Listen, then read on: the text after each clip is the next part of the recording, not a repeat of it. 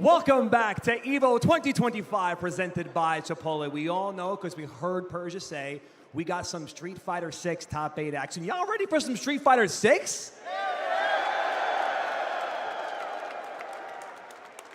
All right. Before that, I would like everybody in this entire stadium to do me a favor. Please make some noise for a lot of the reason we are all sitting in this room today. Stand up, cheer, yell. We got Rick the Hotto coming out here to give you some information, baby. This is his home. Make him feel good.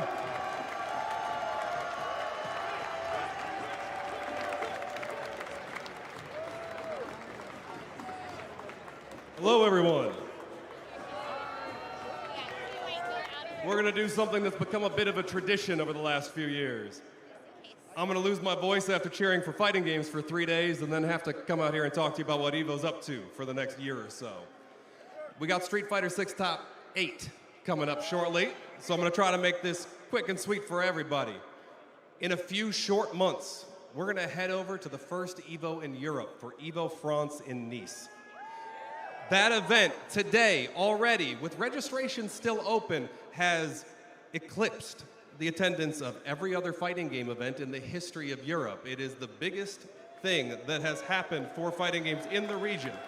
It has multiple record-setting brackets for the region. And every one of you could still come if you want. You can head over to evo.gg today and register. Flight prices weren't even that bad this morning, I checked. That's going to be October 10th to 12th in Nice. One other important thing about that show over at EVO France, the enthusiasm we've received has been so strong that I'm happy to confirm today that show will return in 2026 before this one even kicks off.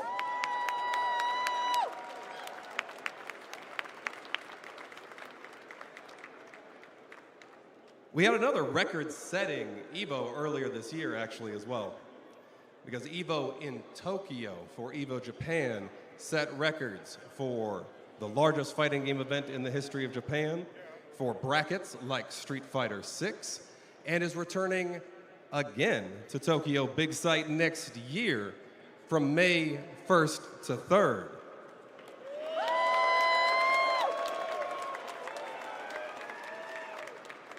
It's always great visiting the birthplace of fighting games, so I hope all of you can join me. Many of you are already here right now in Las Vegas, though. So before this Las Vegas show ends, I want to let you know when to save the date for next year, because that date is changing. I've been promised that it's a few degrees cooler in June than August. So June 26th to 28th at the Las Vegas Convention Center will be EVO 2026. We are going to have a spring of fighting games. After that, we do have one more event that we talked about last year, and it's about time we get to moving it forward. So when we get done with that cycle of events next year, we're finally going to go to the Lion City in early 2027 and get that fourth EVO event up and running.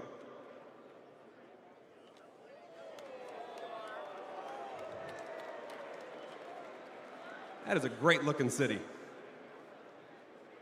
We did have one other new event that we launched this year that hit particularly close to home for me, as I believe in celebrating the community and celebrating the history of the genre. I was going to be in... So I'm happy to tell you that with the response we saw earlier this 2026. year, the EVO Awards are returning once again in 2026. Kind of weird, but okay, I guess they changed it. I wasn't sure about it. I think we even have a hype video for that, if I'm not mistaken.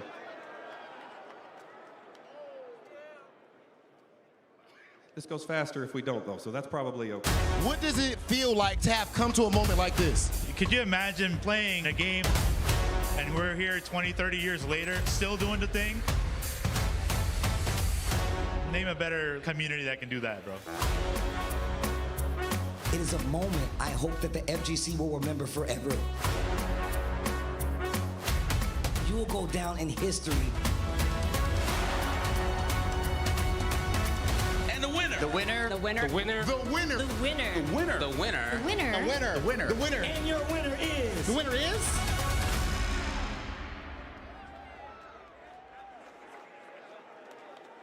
I'm still impressed by that jump. How many of you think you can jump that high? I am so impressed that any of you raised your hands. You know, I just realized something when we were talking about that new June 26th to 28th date for Las Vegas next year. Bailey, are you in this crowd anywhere? How are we feeling about that date?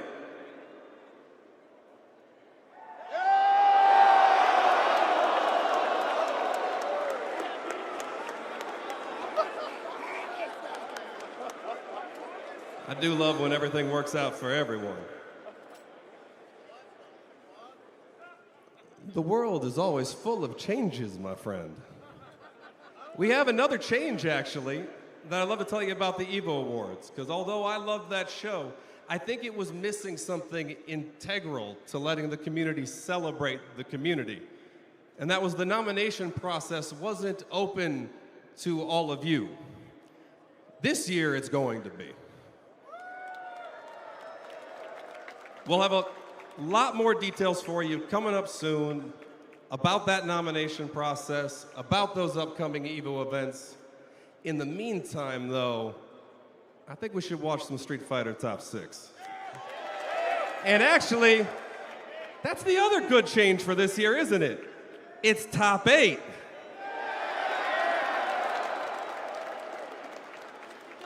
Hey, Joe, Rob TV, you want to get this moving for me? There we go. Take it away, my friends.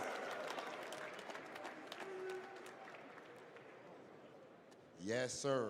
Oh yeah, I applied for it, but it was usually pretty late for me, I heard or somebody like, Hollywood. or like really early. So yeah, and gentlemen, Are I was you up for ready this. I'm for actually some working Street right now, Fighter but I 6 thought, Top you know, might as well stream some Street 8? Fighter 6 at least. chill out. That's not enough.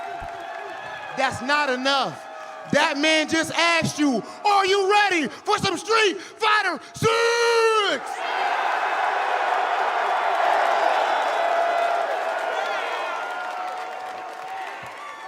Joe, now I think that I actually believe them. So with that being the case, it is officially time to get into our talk. Hold on. No. We got a video before Top 8, everybody. My bad, Rob. Yeah, everybody knows the video, Can we bro. run the video before Top 8, please?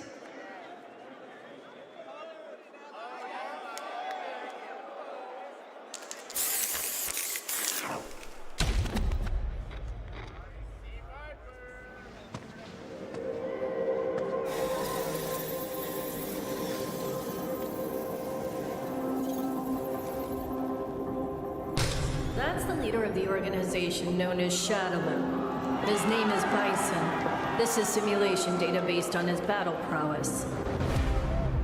But, as a research director, I'll have to test what this thing is capable of. Out of all the data obtained by Siren, this one's the most dangerous. We should be able to fight against it. Let's boot it up. Begin test.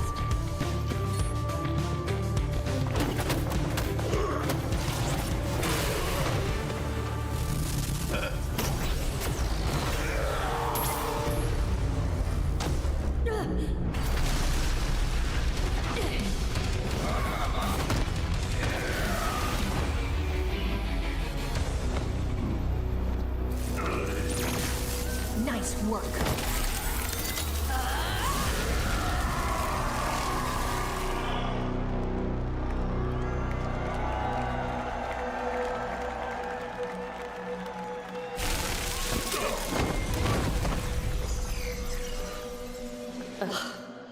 I hate doing overtime.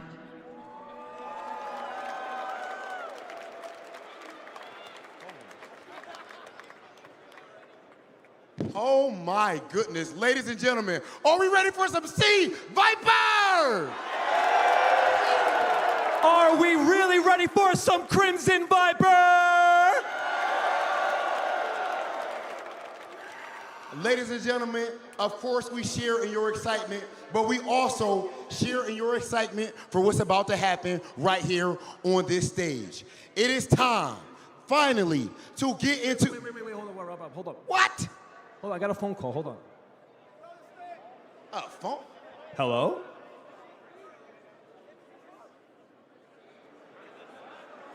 Absolutely. Joe, what the hell? They have another thing coming? No way, right? Ladies and gentlemen, I'm too excited, I gotta say it. Capcom called Joe, and we got another trailer. Do you want another trailer? No way. We got one more trailer for you. No Make some way. noise if you want it! Was the Sea Viper trailer just like a bait? Ladies and gentlemen, that's loud, very loud, but not quite enough. Are you ready for another trailer?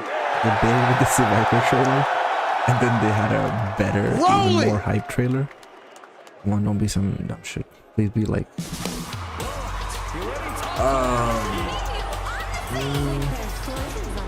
it looks great.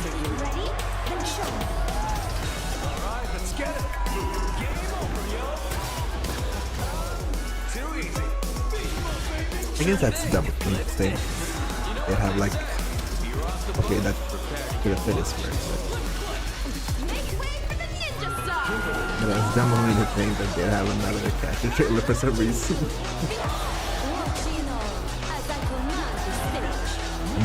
It looks great.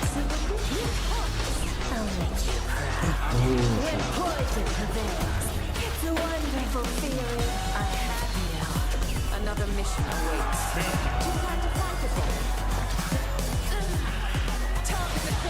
I'll show you the power of my color. Now you understand? That's pretty good. Are you ready yet? It's go time! I don't know what those outfits is, like...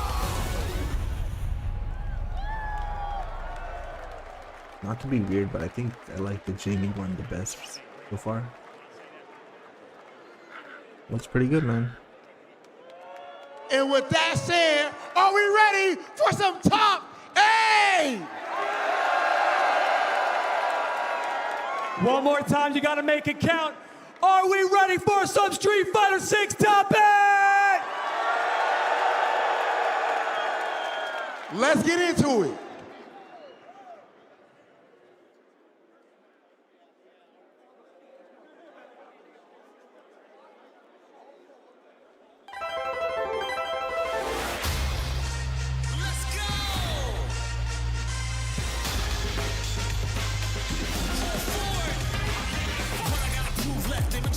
Swinging off of the two-step. I be legendary in every room that I ain't swept. Rush that shit down, swinging on the ground like June K with the meat tech. I'm from California, the fire's hot in the burn cut. We swinging our cities, graffiti murals with points up. They calling you reckless, burn them out on a steak jump. Stepping in my back, you probably gon' get your name pumped.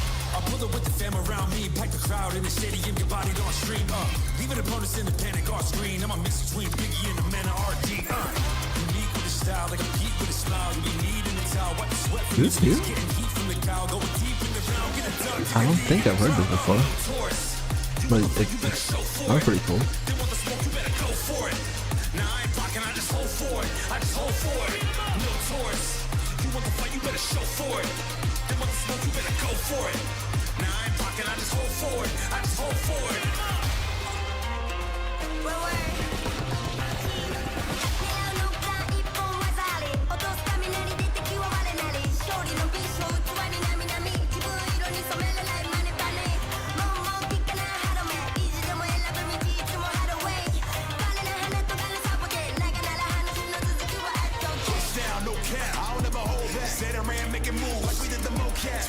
Smokestack, oh, where your folks at? Neck go flawless. I'm like a low jack. Angry bird, the gang's absurd. I let my hands do the talking and still got away with words. Loosen belts, my moves are felt. Don't fight for victory, fight to improve yourself. No Taurus. You want the fight, you better show for it. They want the smoke, you better go for it. Now I ain't blocking, I just hold for it. I just hold for it. No Taurus. You want the fight, you better show for it. They want the smoke, you better go for it. Now I ain't blocking. and I just hold forward. I just hold forward.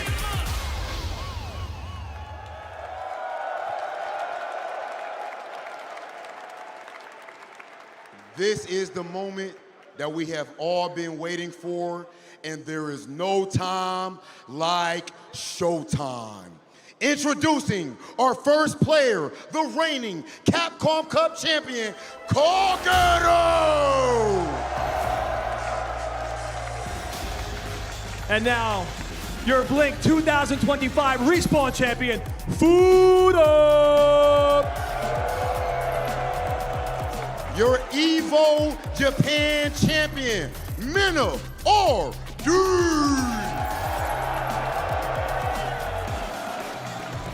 One of the members of Street Fighter League Europe Championship, Phenom!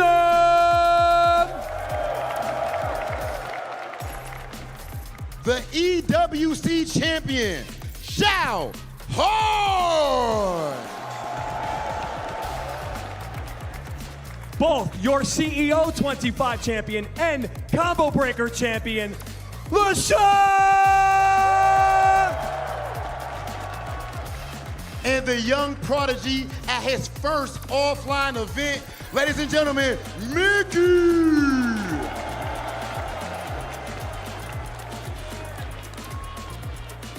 Your EVO Street Fighter 6 champion from 2023, Angry Bird!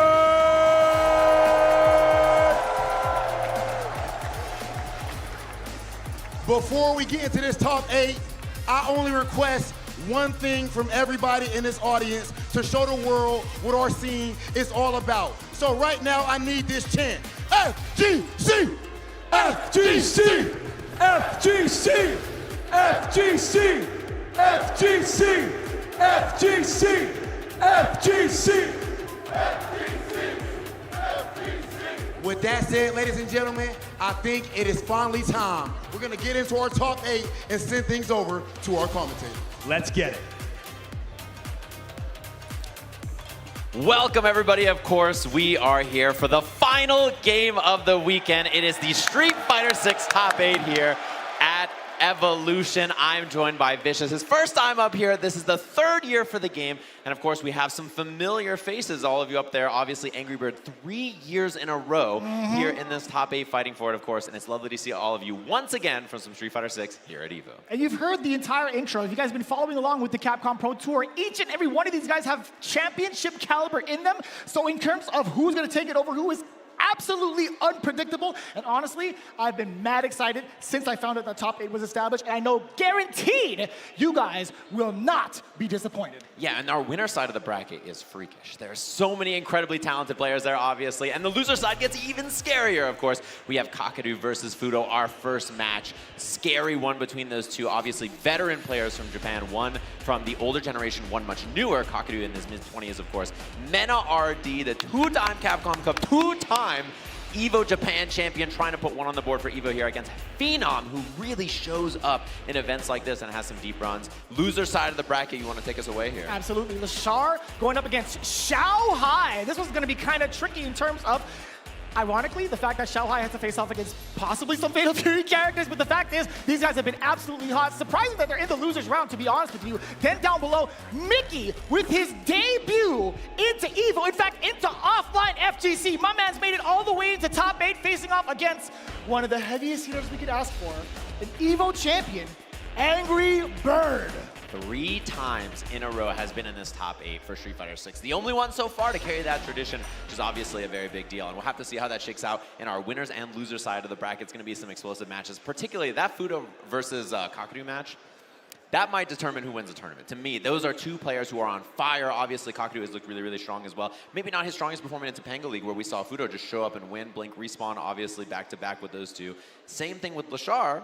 he went to CEO, he went to CB, and then he vanished for a little bit. And so I'm very curious to see how he looks here on this top 8 stage. Yeah, we talked about a lot of the familiar players that we've seen on the screen, actually up on the stage and also in the top 8. But I actually want to know what you guys think at home. I want to know your picks because Sajam had kind of picked his a little bit. I also was kind of leaning towards Fudo, but honestly, I think Men RD, when it comes to like the top end of like any competitive stage, he rises up to the occasion. Rob TV has said it himself. He is the definition of clutch, just alongside a Punk, just alongside an Angry Bird. Also another contender in here, so it's actually going to be rather tricky to pick this one.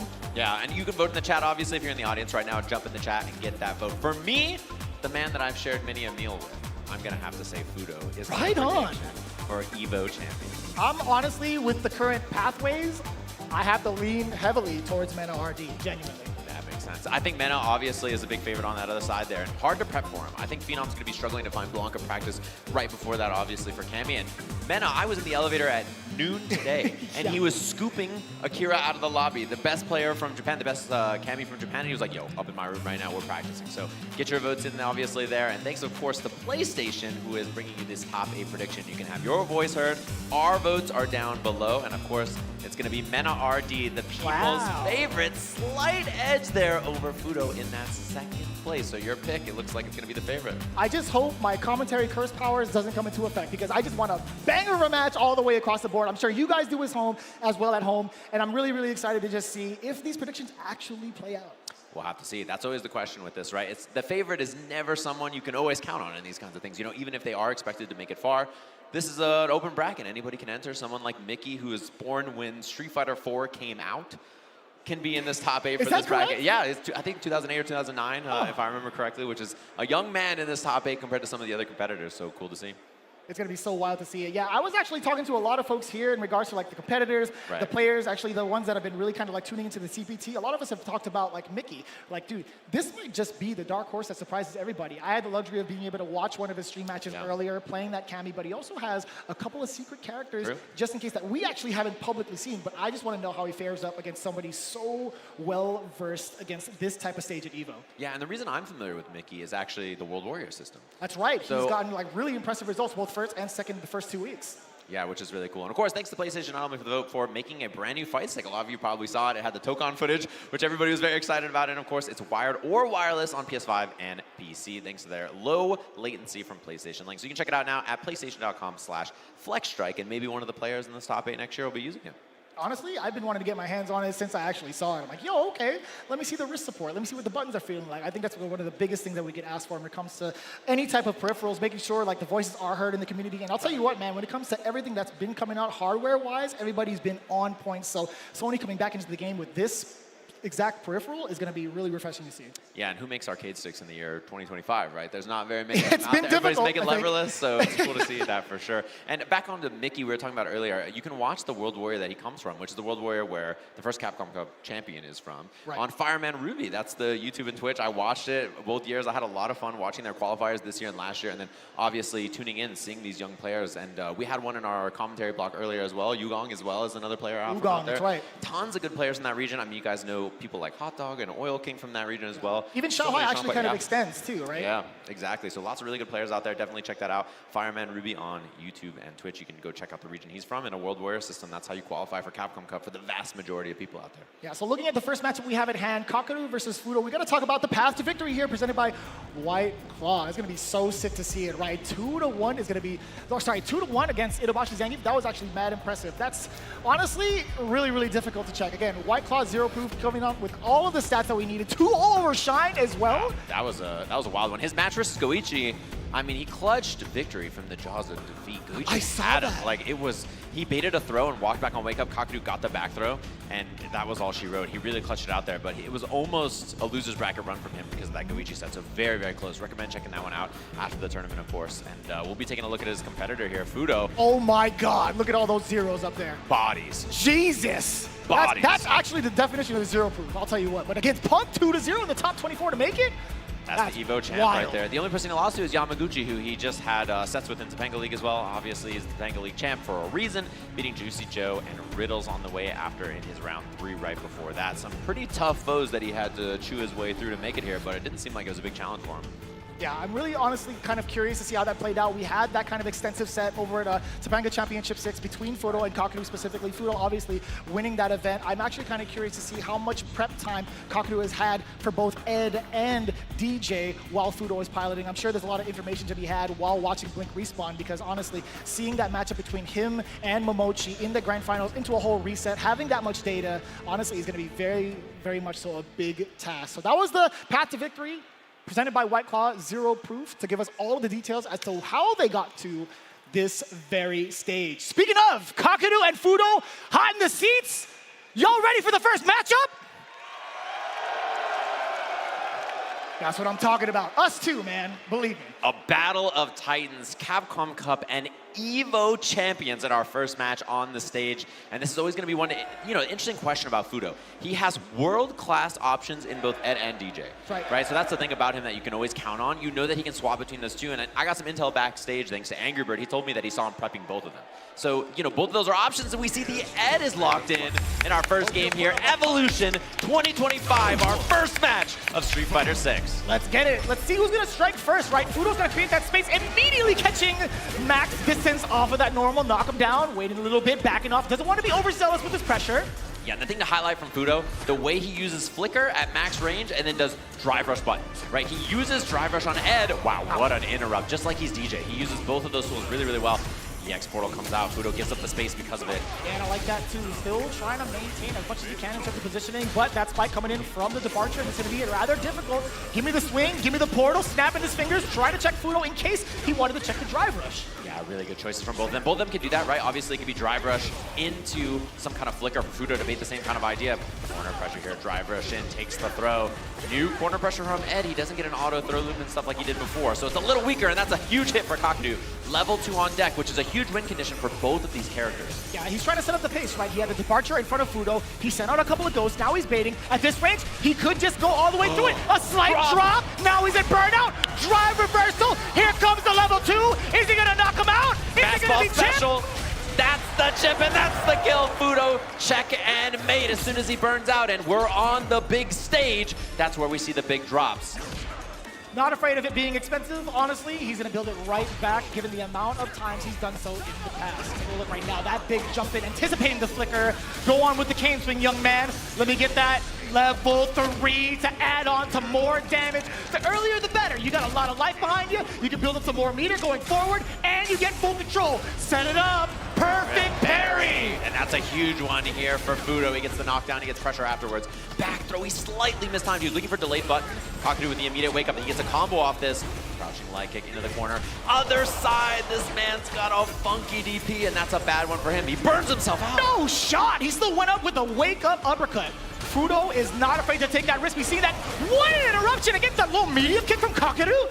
Oh god, Kakadu is in a bad spot here. He might become a speed bag. Double drive rush, level 1 at the end. The level 2 for the fastball special again, and Fudo's on the board. No amount of Rocky movies can prepare you for what's hitting you, man. I'll tell you what. That's how it goes sometimes. And the big thing is we're seeing drops from Kakadu and decisions to spend extra meter, and that kind of clutch performance can be a big deal on this stage as we jump into our second game. Immediate jump out, didn't want to get any sort of chance against that step throw. Drive rush on in, yes sir, the crouch medium connects, spending more of that cancel, spending more of that meter, but that portal's gonna allow him to rest just a little bit, right? That's full screen pressure. Fudo has to make the right choices. Oh my god, that's at least one! Big gamble on that, expensive, even though he makes it in. His drive gauge is a little low. Hard to commit to much for Fudo until he waits it out for a bit. Nice. There it is! Heavy-handed is the flicker. Oh my god, so is that fierce getting swept upon after the perfect parry. Not too bad. That's the perfect parry Prince for a reason. Boy's ready, and the anti-air, he's more than prepared. The X portal's out, Fudo with the check on the flicker, but the patience from Jesus, he walked in front of him for so long, yet not a single button came out from Fudo. Perfect parry against the flicker, and the overhead. Nah, no way, man. Dirty reset there. Kakadu understanding the situation, knowing he couldn't get a kill without it. I love that sneaky option. Oh, you get the counter hit upon the approach from Fudo. Wait a minute, a little bit of an exchange. Drive rush forward. Kakadu feeling the momentum. Now he has to back off ever so slightly. These limbs might just clip. Fudo is baiting something. He didn't bait the right thing. too solid. Does not fall for the throw bait. And Fudo's offense, a lot of his offenses go in, backdash, try to bait a throw. That's something he does a lot with both of his characters. So big jump in, and it's time to dream. Let me get that bounce. We got the double. Oh, he mistimed. The first EP was a little too late. Unfortunately, the drop there, but he still gets the corner off of it. He's low on drive gauge, though, and so it's hard to convert much, and that's why he goes for the jump. Oof! Immediate stop on the drive rush. He tried to check it, but it was too late. He fireball plus frames after. He drops the kill, and this is the chance. He dashes in. Kakadu with the check. A game apiece, and drops from both players so far. Absolutely nerve-wracking to see some of these sequences that can lead into another round. Just getting dropped. Fudo, Kaku. Little shaky on both ends, but tied 1-1. You love to see it. Again, this is first to 3 after all. The maracas are coming out. It sounds like to me we got Seems a bit DJ too on the quick. stage for I don't Fudo think he now need to change with the that. character swap. Was A pretty little bit close. more He just mobility, messed a up little bit more here and trickery, there, but slightly less stability in the mid-range, but he gets more I guess explosive DJ does offensive fuck you up if Yeah, you explosivity is definitely the like to characteristic play the to neutral a describe lot. DJ. What? The first cane swing, Can I the first strike, swear on a goes to full Kaku, string? set up the portal. Fudo trying to dash up, just keep Not himself away from the sure. corner, Wait, parrying okay. the attempt of the overhead. We got that Listen low for medium this. kick sweep. Jumping back, recreating that distance is Kaku. He was ready for it 100%. Low parries there too. He has to guess if it's going to be mid or low, and he's correct on it. Way out, that's totally fine. The exchange and benefit for Kakadu. OD jackknife! Put the weapon away, sir. Bang. A level 1, strip a little bit of drive gauge close to the kill, and now anything for Fudo. Yeah, he had to make a guess there. He chooses to commit to the parry, and Kakadu covers it beautifully. Off to a fantastic start, but Fudo only getting warmed up. That was actually one risk he took with the OD jackknife. Sure, it was a lesson to be learned, but he's done that plenty of times over. Over in Topanga, he's done it over in Blink. He wants to actually win. That is a very impressive check to Matters. Man, it is incredible. His checks on these moments have been so perfect so far. Fudo cannot make an approach happen. Every angle just perfectly stopped, and that's why Fudo has to get extra wild. He's definitely got the rhythm. Give me the spring kicks and that beautiful smile. Plus frames here, goes to the pressure. Safe and sound, but the check from Kakadu, and he has level 2 here as well for the extension. Go for the portal in. He's gonna have the spins. That should be the kill. Kakadu dismantling that DJ in that second game. Instant rematch. Damn, the killer look on his face, I'll still never get used to it. Kakadu has been locked the heck in. Since he's found his current performance, the way he's playing, he's in his zone right now. That perfect parry, I mean, it's unreasonable. What's going on here? This guy's just ready for every approach, every normal. Somebody check his pulse. How are you supposed to make it in? Oh my god. Yeah, I mean, Fudo is not playing the video game right now. Wait a minute, yeah, that spike was still gonna be able to clip. Fudo was anticipating Kakadu, trying to check that drive rush, but that is a very important tech, trying to push it back even further. Fudo, you cannot whip in front of this man. Bro, he's trying to get wild. He needs to make anything happen. I mean, Kakadu is a wall. He's got to get tricky, and it misses. That's too far? Too much pushback? I mean, something fortunate finally happening, and he doesn't get much off of it. It's a huge missed opportunity for Fudo, and he can't get anything started. Drive rush forward, the medium kick does land, he does get a sobot, a little bit of a fake out, a trade, now Kakadu immediately drive rushing, give me your soul. And I think that soul might be his. After this, Fudo is not able to play the game. He's trying to get extra wily because of it, and Kakadu stuffing every angle of an opportunity. The sturdiest sandals known to man. Dashing up, checking with the jab as well, creating that space for Fudo. He wants to look for a whiff punish. He's setting it up with the fireballs as well. Kakadu, he's being so patient. All of his normals being placed the way that they've been placed, all been counter hit against Fudo.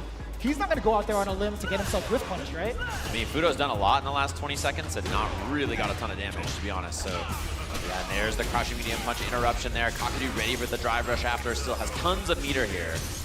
Yeah, it's so tough too. DJ, what can you do, right? Throwing a fireball safely? Sure, perhaps, but when the portal's about to explode, you kind of have to kick back. Oh, dear God, what a standstill. Didn't quite make it in time. 6-frame check with that crushing medium punch after in the whip punish. Looking good. Anti-air back heavy kick. Not quite the trade combo, but Fudo in a very excellent position here. It's about a touch and a half. It could be all drive rush, it could be all drive gates that does the talking, or it could be throw, and it does so. You saw counter hit. You saw a slight response with the button press from Kakadu. It just happened to be not the tech. No fear on the amnesia. He does not respect that option at all. Which is a big sign to send, and now Kakadu's got to be thinking it in the back of his mind next time he gets knocked down. Yeah, we haven't seen it thus far, right? It's only a matter of time, especially in this part of the set. You're looking at match point for yourself, fully loaded on level 3. Damn! That was mad far! And the level 1 here. Knockdown. Is Amnesia coming out or not? He goes for Meaty Fireball to defeat it. I love the pressure now. Fudo getting active, making things happen. Makes Kakadu look mortal. Still so stuck in this corner. Mediums can happen for Fudo. Roundhouse can happen, but no, the drive rush nullified yet again. Yeah, he can threaten with drive rush into EX Sobot again or something like that too if he gets pushed away to try to, beat those checks. Let's see if it happens. Just a little bit too close. Checking with the far. Sweet low medium kick just at the tip. Oh, perfect parry, but he didn't believe in the drive rush, and he tries it right there to beat the check. And the reversal. He's going to take the side swap here. Fudo's in trouble. Burnt out. Not a lot of options. Uh-oh, he's going to have to guess with his level 2 situation afterwards for sure. Oh, he just spends a level 3 to get the knockdown into the corner, and Fudo in a bad spot. Chip is a big problem now. Trades the spike are a big problem. Yeah, and Kakadu can just hang back if need be, right? He's not going to drive rush forward in this type of a situation. He doesn't need to. He's letting all of the projectiles do the talking, figuring out the goes. The double departure, jump back, medium. He absolutely tracked Fudo upon his movement and rebutted correctly. Kakadu sending Fudo into losers right out the gate. How are you going to beat that guy? After that performance, Kakadu looking unstoppable. Very similar to what we saw from him from Capcom Cup there. Fist bump in the air and the ultimate machine. When that man's on point, I don't know how you beat him. Just every interaction, every angle, everything, he just sees it all, calculates, and finds a way to stop. That's one of the things I was looking forward to, right? I wanted to see what the adaptations and changes were from their matchup in that first set from Topanga. I wanted to see what happens if Fudo is forced to be on the aggressive side. I don't think you need to change from Ed. He could have just kept playing Ed. A lot more meter, they decided to switch to DJ even though it was fireballs as well pretty from close screen, the first at game. least as DJ. But yeah, JP just doesn't give him that opportunity whatsoever. Off of the knockdown, you get the portal, you get fake ghosts, you get the stalagmites. It's so difficult. Yeah, it puts him down in loser's bracket, which obviously he won Blink from that position, so we'll have to see if that comes up again. Kakadu in winner side grand finals, and when he's winning, this game looks solved. It looks like there's no way to play offense in Street Fighter 6. There's no way to approach. Just he is an absolute machine who just makes the game look complete. This was going to be a little bit wild, if I do say so myself. Maybe, next coming match, but like, RD it was top. up against It was winner side top 8, so. And I know a lot of people, big Meta fans in the crowd here. You saw, or you heard a big pop for him earlier. People love him all over the world. And I think losers, he can just stick with DJ the whole way. His character choices are a little unconventional, and then also his style too. I don't think anybody else really plays the way he does. And Blanca's a hard character to find, matchup experience against. Yeah, I did get to talk about like Phenom's journey here as well, right? All the characters he's prepped for, every single character, every single player, etc. It's been rather difficult. In fact, we could take an even closer look at that. Let's start with Meta RD with our victory path presented by White Claw Zero Proof. Going into it, Tori Meshi 2-1 over him. Also, Dual Kevin. How many times does he have to face off against Dual Kevin in a CPT stage? I think his That's what I'm saying. Yeah, run is a lot better than Fudo's. Fudo from round 1 to round 2, he played absolute randoms. Round 3 was Riddles and some other guy who are good, but they're not that good. I feel like he has a lot better. That's a lot of really strong players for him to be back to back to back. And I think as absurd as this path is, the Phenom path is outrageous. Look at how Phenom beats dude. Oh, never mind. He's fighting Eli. Then he fights John Takuchi. Okay, his record's so much better. Momochi, Ryusei, Haitani, Momochi, and John Takuchi. Back to back. And gets here on the winner Curry, side I think, is that something about him, man. There are certain years where his performance just goes over the top. Right now, he's like the main representative for EU, at least in his World Warrior region. He's currently at like the top of the leaderboards. I feel like this might be the best one, the victory path. And honestly, he's as sharp as ever. This is the Phenom that we've been used to over in his path over in Street Fighter 5, and now looking as strong as ever. I think the strongest thus far this year in Street Fighter 6. Yeah, exactly. So that's the victory path, of course, presented by White Claw Zero Proof. Nice to see how everybody makes it here in their matches, and excited to see this between the two of them. There is something different about this guy Mena on this EVO stage. He's a little different with this crowd and energy and feeling. Other tournaments in the year, he always does well, but victory path is basically the people they beat to get to this point. An impossible opponent to beat. Yeah, I think a lot of players have hailed him as also one of the most clutch players that we could ask for alongside Punk as well. But again, in this very moment, can he take down another top-end player via Phenom and that Cammy?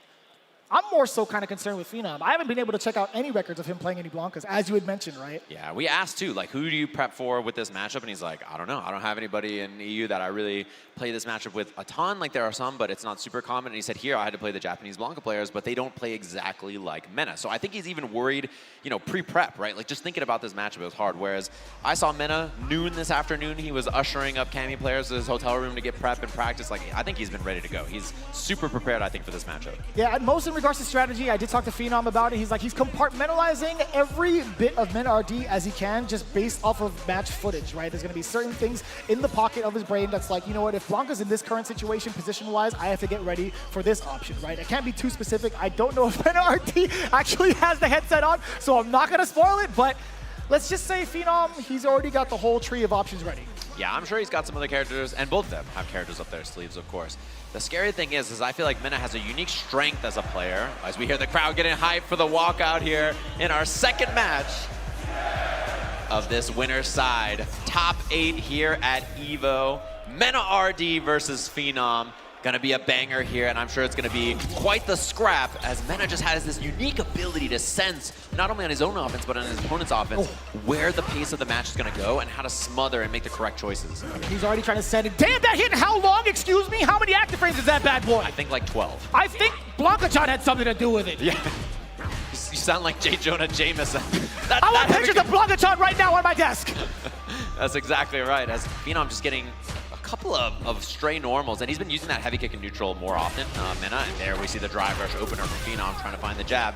Corner interaction, and you know, everybody's always scared to pressure Blanca. He's a tough character to deal with because it's up ball, he can jump back and go for the air ball, he can go for back dashes or buttons. He's just got a tricky set of options to deal with. Yeah, a little bit dry towards the drive gauge now for Phenom. You talked about some of those options. He was actually pretty reluctant at first to kind of think about pressuring Blanca, something we talked about a little bit earlier, but right now, he's looking pretty damn fine, at least within this neutral, within roundhouse range. Doesn't want to get clipped because Blanca has some very extensive normals that can easily counter you or whiff punish. Oh no, wait a minute. Yeah. Gotta be level 1, you already know it. Securing the first round, absolutely worth the money spent.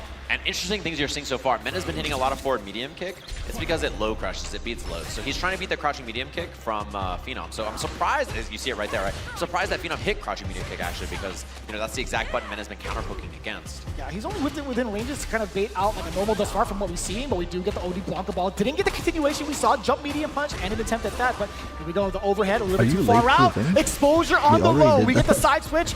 Phenom applying pressure with the stand medium kick. They showed the Viper trailer before punch, excuse me, hello. They were No, all hyped, back-to-back roundhouses. I just saw a bunch of Viper, kicks on the and, screen. He's trying to control the pace half with the people have heavier already seen normals down to Viper. slow Mena RD. And then they're like, oh, you know what, we have another trailer. And I thought maybe they had something else up their sleeve. Maybe they're like, you know what, here's Alex and Ingrid also. He's one hit away, so doesn't have to be too active. Just blocks it out, gets the throw. Phenom down a lot of drive gauge now, which makes the next interaction a little scarier. But yeah, they did it before the topping started. One touch is all that's needed into a drive rush cancel. They're playing a game of normals, playing a game of chicken a little bit, roundhouse to check a little bit, too. The throw comes in from Mena RD. This is the first opening. We got the Lightning Beast. We don't need the level 3. Let's play a little game. How long can you play defense against the Blanca ball? Burnout is in effect. An attempt at the overhead. Phenom snipes it out immediately with a crouching jab to secure game 1. Yeah, and once he secured the burnout, I think Phenom was basically like, okay, now it's time for you to go for some new option here as we jump into this second game. Right back into it. Phenom getting that opener. The counter hit on the forward medium kick. Yeah, he's been doing that quite a bit. Try to counter poke against that medium ball in, get the pressure afterwards. Got the back medium kick. And Phenom aggressive again with buttons. There's been a lot of delay timing in Mena's pressure so far, and I think Phenom's getting a little active because of it. Now the timing exposing the low yet again from the low medium kick. A little delay from the Fierce as well. Looking rather dry for Phenom. Mena RD, he knows the objective. There was an attempt at a parry. You saw it, hence the burnout on Phenom's behalf. Yeah, and Mena went for a delayed button, so that parry would lose there. He gets the combo off this as well. And he's not going to spend too much, I would imagine, just the doll into pressure, into chip being an option. I woke plus up frames on in that. time for And it's going to be all she wrote in a second here. Love the containment with the jump back ball. Air to air, not an option. Round 1 goes there. I woke up at 7.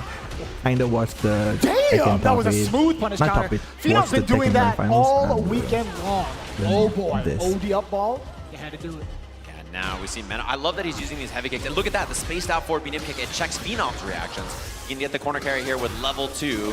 And now Phenom in a bad spot, gonna have to deal with the doll at the end of this pressure. Gonna set up the little fella. Not too much pressure off of that. What a whiff punish on that walk back. And you're actually taking hella damage out of that. The quick 2-round rebuttal from Mena RD. Yeah, I love the forward medium kicks. Keeping it up in neutral, recognizing that not only is Phenom poking with lows, but he's reacting and trying to whip punish. If you're trying to whip punish, a slow move like forward medium kick is very good to catch me block guard. Double drive rush, a round start, both trying to take initiative. I like that. Fast and furious. Drive on in there. No medium kick yet again, this time via counter hit against Mena RD. What's the pressure looking like from Phenom? Damn, he woke up with no medium? That's what I mean. Mena has such a good read about what to do on his own offense, but what his opponent wants to do on their defense. As he gets the doll set up here, takes the throw, and now Phenom's gonna guess, does he want a parry, or does he want a reversal? And he can strip the drive gauge here with the drive impact. That's what he does. Ignites the doll, cross up, double hop. Dear God, even the Funko Pop had a little bit of a hop to it too. Plus on that, again, he's plus, and now it's gonna be burn out there. Mena steamrolling, and it makes all these offensive sequences feel worse and worse because now he has level 2. He can pop it here and force some defensive situations for Phenom to deal with as well. And there's the heavy punch, level 2, immediate corner push. Dude, and chunks of drive gauge just getting shaved off from the side of Phenom. It's gonna be looking so tough. He's forced to block in so many of these occasions, especially while Lightning Beast is active. That snipe from how far? The reads, man, he's been so right about Phenom's offense, and you can tell Phenom is a little hesitant to go for reversals because he's been blocked a couple of times, and that means that Mena can just back up and wait for buttons or jumps, which is exactly what he went for. Funny enough, all those exchanges still leading to just about equal in life. Phenom sitting at pretty significant resources. That is a very big pickup. How did you react to the OD dive kick in that speed? Yeah, and Phenom is so passive now. You see, he's a little worried. He just needs one hit, but you know, Mena's doing a great job whiffing and then counter poking right after anti-air. Again, he's got level 1 for the kill. He misses, and he gets the pickup anyway, and you know Phenom's kicking himself for that. He's like, oh, he whiffed, I hit a button, I wasn't right, and everything is not coming up his way. No, if it works, that's just a very, very genius frame kill is what it is. We'll take it to that. And you gotta be in your own head if you're Phenom here too, because the first game went your way, and then now you're like, oh man, he blocked a couple of DPs, and I was wrong on defense, and he's beating me up in neutral. A lot of things going right for Mena here in this turnaround the last couple of games. Yeah, and he's making it hurt too. Not even just in regards to like how much damage he's giving towards Phenom, but also stripping away all the defensive capabilities that he had as well with the drive gauge. I heard, everybody in the world heard Kabla right there, I think. I'm pretty sure. We all heard it immediately. Que lo que? That's what I'm talking about.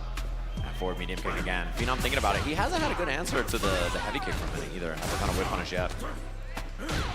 That back throw. Oof. Nice whip punish. And I think that's the game for Phenom here. Somehow he's got to slow it down even more if possible and try to be second. We haven't seen that much from Mena, just raw Blanca ball in neutral too. Yeah, a little funky too. I was actually kind of curious as to if that was going to be a thing against Phenom thus far, but we'll see how often more that comes up. Again, medium kick. You were just talking about to start it off. Forward medium kick has gotten so much mileage against Phenom, playing against his very reactive nature thus far in this set. Yeah, I mean, if you whip heavy kicks as Blanca, and Phenom's like, I gotta whip punish that, I gotta be faster. And you see the forward medium kick, you try to be fast, and you get hit. Ooh. That's just how the mid-range works. And look at Mena whipping lights and stuff too to try to fake him out, and then going for a big button afterwards, trying to catch Phenom, trying to whip punish. Ooh. It's that heavy kick, and then right behind it, you know, the forward medium kick's a threat as well, so he's got lots of good stuff to look for here. Wonder if the big opening comes out from NRD, if he ends up spending into level 2 for Lightning Beast, or maybe via block exchange. You get the forward throw, a little dry on the gauge, he's going to be dashing up. That's when the Lightning Beast comes out. Not only does he get to apply pressure, back away if need be, but also he gets a regain drive gauge. That's a counter hit, that's an extension, and that's the up ball, looking at match point. Just like that. I love that he baited right after, right? He hasn't gone for a lot of baits so far, and then immediately he goes for the Blanca ball. Double drive rush at the round start again. And look at the passive play from Phenom on Mena's offense. You know, he's so worried about reversals, just like that, right? He's worried about jump back ball. Just, fighting, just playing against the Ethereum. And there's the slide. The first one of the set. Yeah, Phenom has such a tall task in dealing with all these options. Everything is just stacking up against Phenom at this moment. NRD now bring him to the corner. Blanca ball to close the gap. Roundhouse does get punished, but nothing big, too big out of it. There could have been a low medium kick perhaps in that range. And Phenom's whip punishment has been excellent on a lot of normals, but maybe it's the sound so tough to maybe contain and my control all of the options that Blanca can represent. Audio is lower. Or maybe I'm no DPOS from Phenom twice in a row now too. Right behind me, so that could be a reason. What are you going to do to pursue? Fierce into the cancel, now another throw. Yeah, that just means that he's low on drive. Yeah, it's definitely my girlfriend sleeping in the back. Extra scary. Yes. He goes for it, he risks it all, and that's going to be the set. You can tell that the mid-range from Mena forced him onto that option, and now he's headed to the winner's side of our winners finals with the rematch against the man he played in EVO Japan Grand Finals, Kakadu. I grabbed your shoulder immediately after that sentence. I was like, dear God, this is gonna be one hell of a banger. Getting another rematch between those two Titans on the winners finals, absolutely insane. But again, Phenom still has a very, very good chance going into the losers bracket regardless. Again, he's been looking absolutely sharp. No doubt in my mind, he's gonna try to continue to press on, but there's still so many people that could possibly give him the biggest challenge of his life on top of MNRD. Right, and it's looking a lot like 2023 for this game when we had EVO here, right? We see the Mana Blanca on this stage. We're seeing, obviously, Kakadu on the JP. And historically, I think that that kind of a matchup is good for Mena, right? Because he's so good at, reading the rhythm of the game and how people want to play. But Kakadu looks unhittable. He looks like the, offense doesn't work in this game, so who can say? Even if you do try to hit him, who's to say he's not going to perfect parry you? His percentage has did you been get a mad job high in thus far. What's happening? Kakadu versus MNRD. If you're a Street Fighter fan, you got to be going out of your seat and going nuts for that, just seeing this bracket, right? Yeah, are we going to get the stare down again Kinda, between Kakadu right? and Mena on the stage? But then you quickly move back to the loser side of the bracket, which is going to be coming up next, of course. Xiaohai versus Lashar. Did you start working? Mickey versus Angry Birds. Some veterans and some newcomers, some young guns in both of those. So can't wait to see it. It's going to be some excellent stuff. Hopefully everybody's been enjoying all of our matches so far. That's our winner side of the bracket. We're going to take a short break and be back with loser side of Street Fighter 6 Top 8 here at Evolution 2025 in just a little bit. This is the best Chipotle order. I would like a bowl. Triple wrap. Mild, medium, hot. Then dip it in here. Sour cream inside the vinaigrette. 2 tortillas. If you know, you know. Lettuce, cheese, waffle. Yes. Oh, that is good. So what are you doing right now?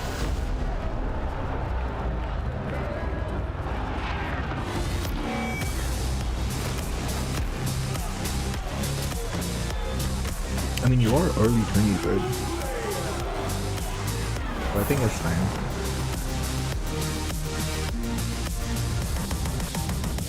I was also jobless till 2021, I think? Because I, started college late. Mid-20s, yeah. And that's basically when I started working, so yeah. And you already worked one job, so you have the experience. I had nothing when I was your age. Those who have lost their lives will never return. Nothing can bring them back. So where we going, old man? A hotbed for demons, the entertainment district. We've killed off anyone who's ever crossed us. Anyone who's ever slighted us. We're going to slash through your gullets. Just like we did to all who came before you!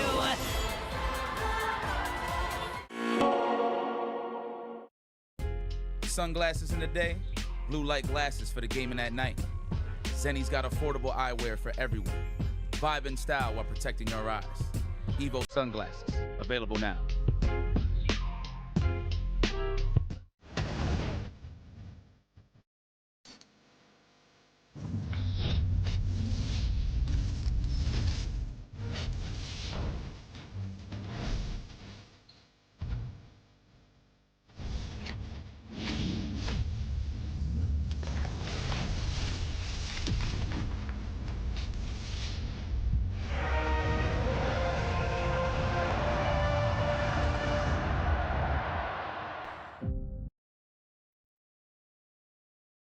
Right back into it, to the top 8 of Street Fighter 6 here at EVO 2025, Las Vegas, Nevada.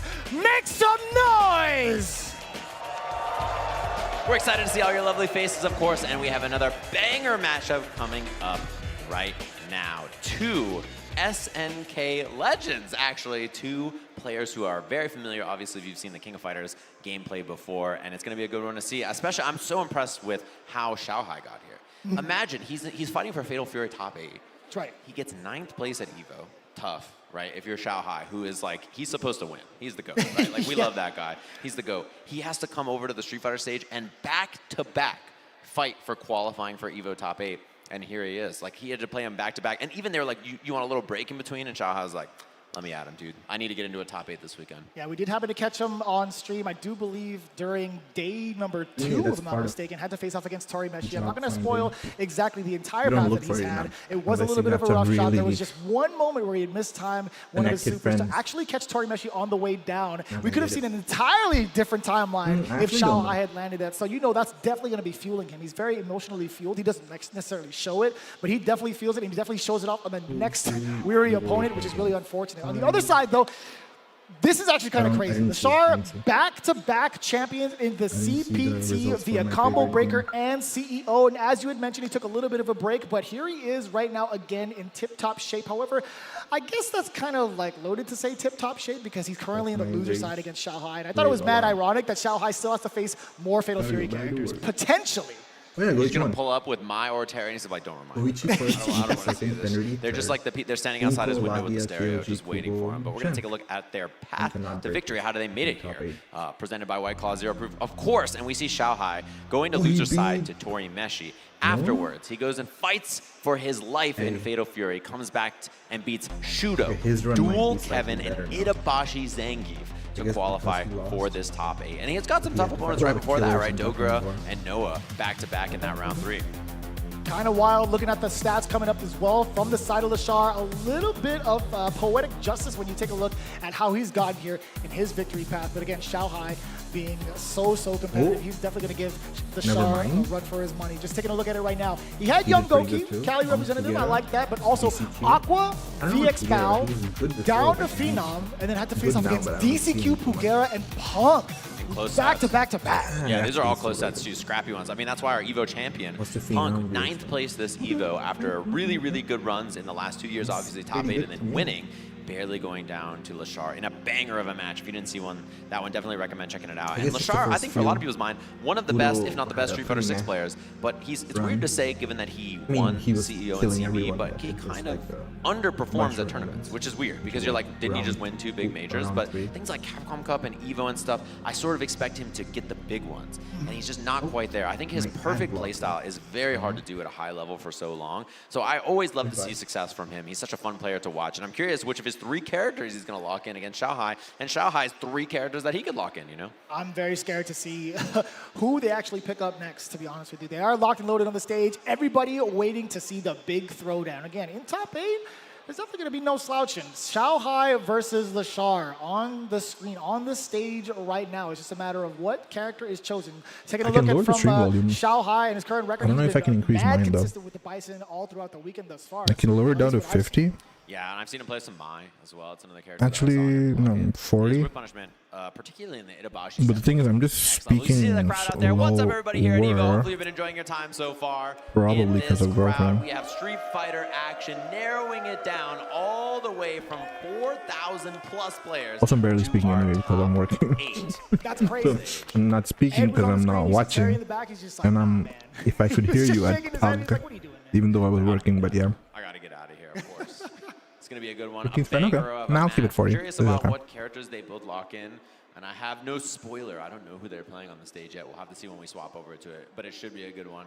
Thanks to all of you for sticking with us here on this late night for some Street Fighter action. If I wasn't working, I'd probably have it on my regular layout and just have my face shown. You guys feeling good? All the seats right here on the floor, absolutely packed, absolutely insane. I'm kind of curious. For all of you out there, how many of you guys just been to EVO for the very first time? Let me know. Let me hear that real quick. Hold up. By the way, did you see Fantastic Four movie? Welcome to the I just remember because I saw someone with a shirt with a 4 on their surprised how many people chest. Their first year. Hopefully we catch you back here next year. And every year for some EVO action. He's got the Quam box. The Quan box? The Quan box, yeah. Jesus. Quamba was making the Quam box. Oh, this is a gamer box. If you saw the movie, I'll talk a little bit more. You went yesterday? Yeah, me too. I went yesterday too. It's pretty super or or whatever it's going to be, right? So not try to hide their amazing. So that when you're playing side by side, like didn't feel like the regular Marvel movie. Not too many goofs. Coverage. Look at the flaps on that. It was pretty serious the whole way around, which was not the reason I didn't you don't even know what's love the movie. That's the idea. That's the funniest thing, actually. For someone just tuning in right at that moment, they're like, I feel. Is his hands connected to the stick? What is this? That's what I'm saying, of course. What up, everybody in the crowd out It there? was okay Hopefully to me. you're I don't feeling know. well. We're gonna see between these It had two its is the moments, true but overall, it king of wasn't like fighters. Yo, too Snapple? good for me personally. I like that. I mean, try to be dramatic Wow, with Billy the whole, Bones? you know, That's my I guy want to right protect my there. baby and I We will do are gonna get anything locked in to very soon. save Xiaohai versus but I the will Shark. also This not sacrifice is the world. It was elimination pretty dramatic. time. That's pretty cool. This is round But one of the losers then, bracket. Yo, I recognize that flag back there. I don't know, it kind of fell flat for me. And then it wasn't, you know, how Marvel is very superhero, superpowered heavy. SNK background, obviously, very It good at didn't this do game. too much of that either. And it looks like the buttons are getting checked. They're locked and loaded. Xiaohai unrolled. I mean, I didn't hate it. Autobots, they rolled out, I so he's wouldn't got his watch it box ready to again, go. though. Yeah. I mean, I barely watch movies that I've already seen again. But yeah, wouldn't watch it again. Sounds pretty OD. I'm not gonna lie to you. Looking at Also, the screen, one thing I didn't like was the fact that throughout the movie they had this thing going on about Johnny and like, you know, he wants to do something for the team, but then everyone's like, yeah, whatever, Johnny, cool. Don't really care about you, Johnny. Kind of vibe going on. And then they didn't. First, I think they didn't really redeem that. I mean, he ended up doing something, but our match here. A very strong character and a very common character. Very different styles, though. Lashar with punish. no, like art direction wise, it looked the art direction and stuff was not the bad part. It was just how it told the story, I guess. We got the beast thing already to the corner. Xiaohai trying to finish Or how the off story medium. progressed. Lashar actually retorted with the exact same normal, but the pressure's going to be a little bit too much thus far. Xiaohai still in control. The Fierce trying to check the movement from Lashar just in case. I mean, the visuals and all, they were pretty cool. Get off me, Ryuenji.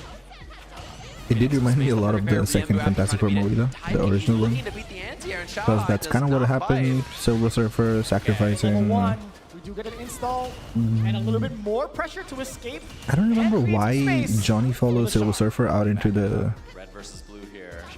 stratosphere, or you know, whatever, exosphere or whatever the fuck. But I think he had more of a reason to do that in the second movie, because they were actually fighting the Silver Surfer in the second movie. In this movie, it was just like, oh yeah, I want to follow her because I don't know, silver ass or something, her ass is so shiny. I gotta follow her. Because then he just goes up and then she says something in her language, you know, death, die by yours, and that's it. I think in the older movie, Chris Evans goes up there and only stops because there's no more air to sustain his powers, and then he just falls down. Actually, a counter hit against the Shar. Still got a lot of life left. Trying to knock on the door with the lights instead. Rewarded with the backdoor from But yeah, like I said, that Johnny thing never gets resolved. Like, and even when he does the whole, I talk to her in her own language and I try to make her see reason or whatever, and then it's like, oh yeah, good shit, Johnny. I didn't know you can barely speak English, Johnny. Yeah, good shit. That's all he got for him. Or basically converting the Silver Surfer. Look at that round star charge fan. Xiaohai, no fear. Lashar playing so passive by comparison. Another one. Checking the lows a little bit, knocking on the door. With punish. Also, the one funny thing was, not that I hated it, it was just funny that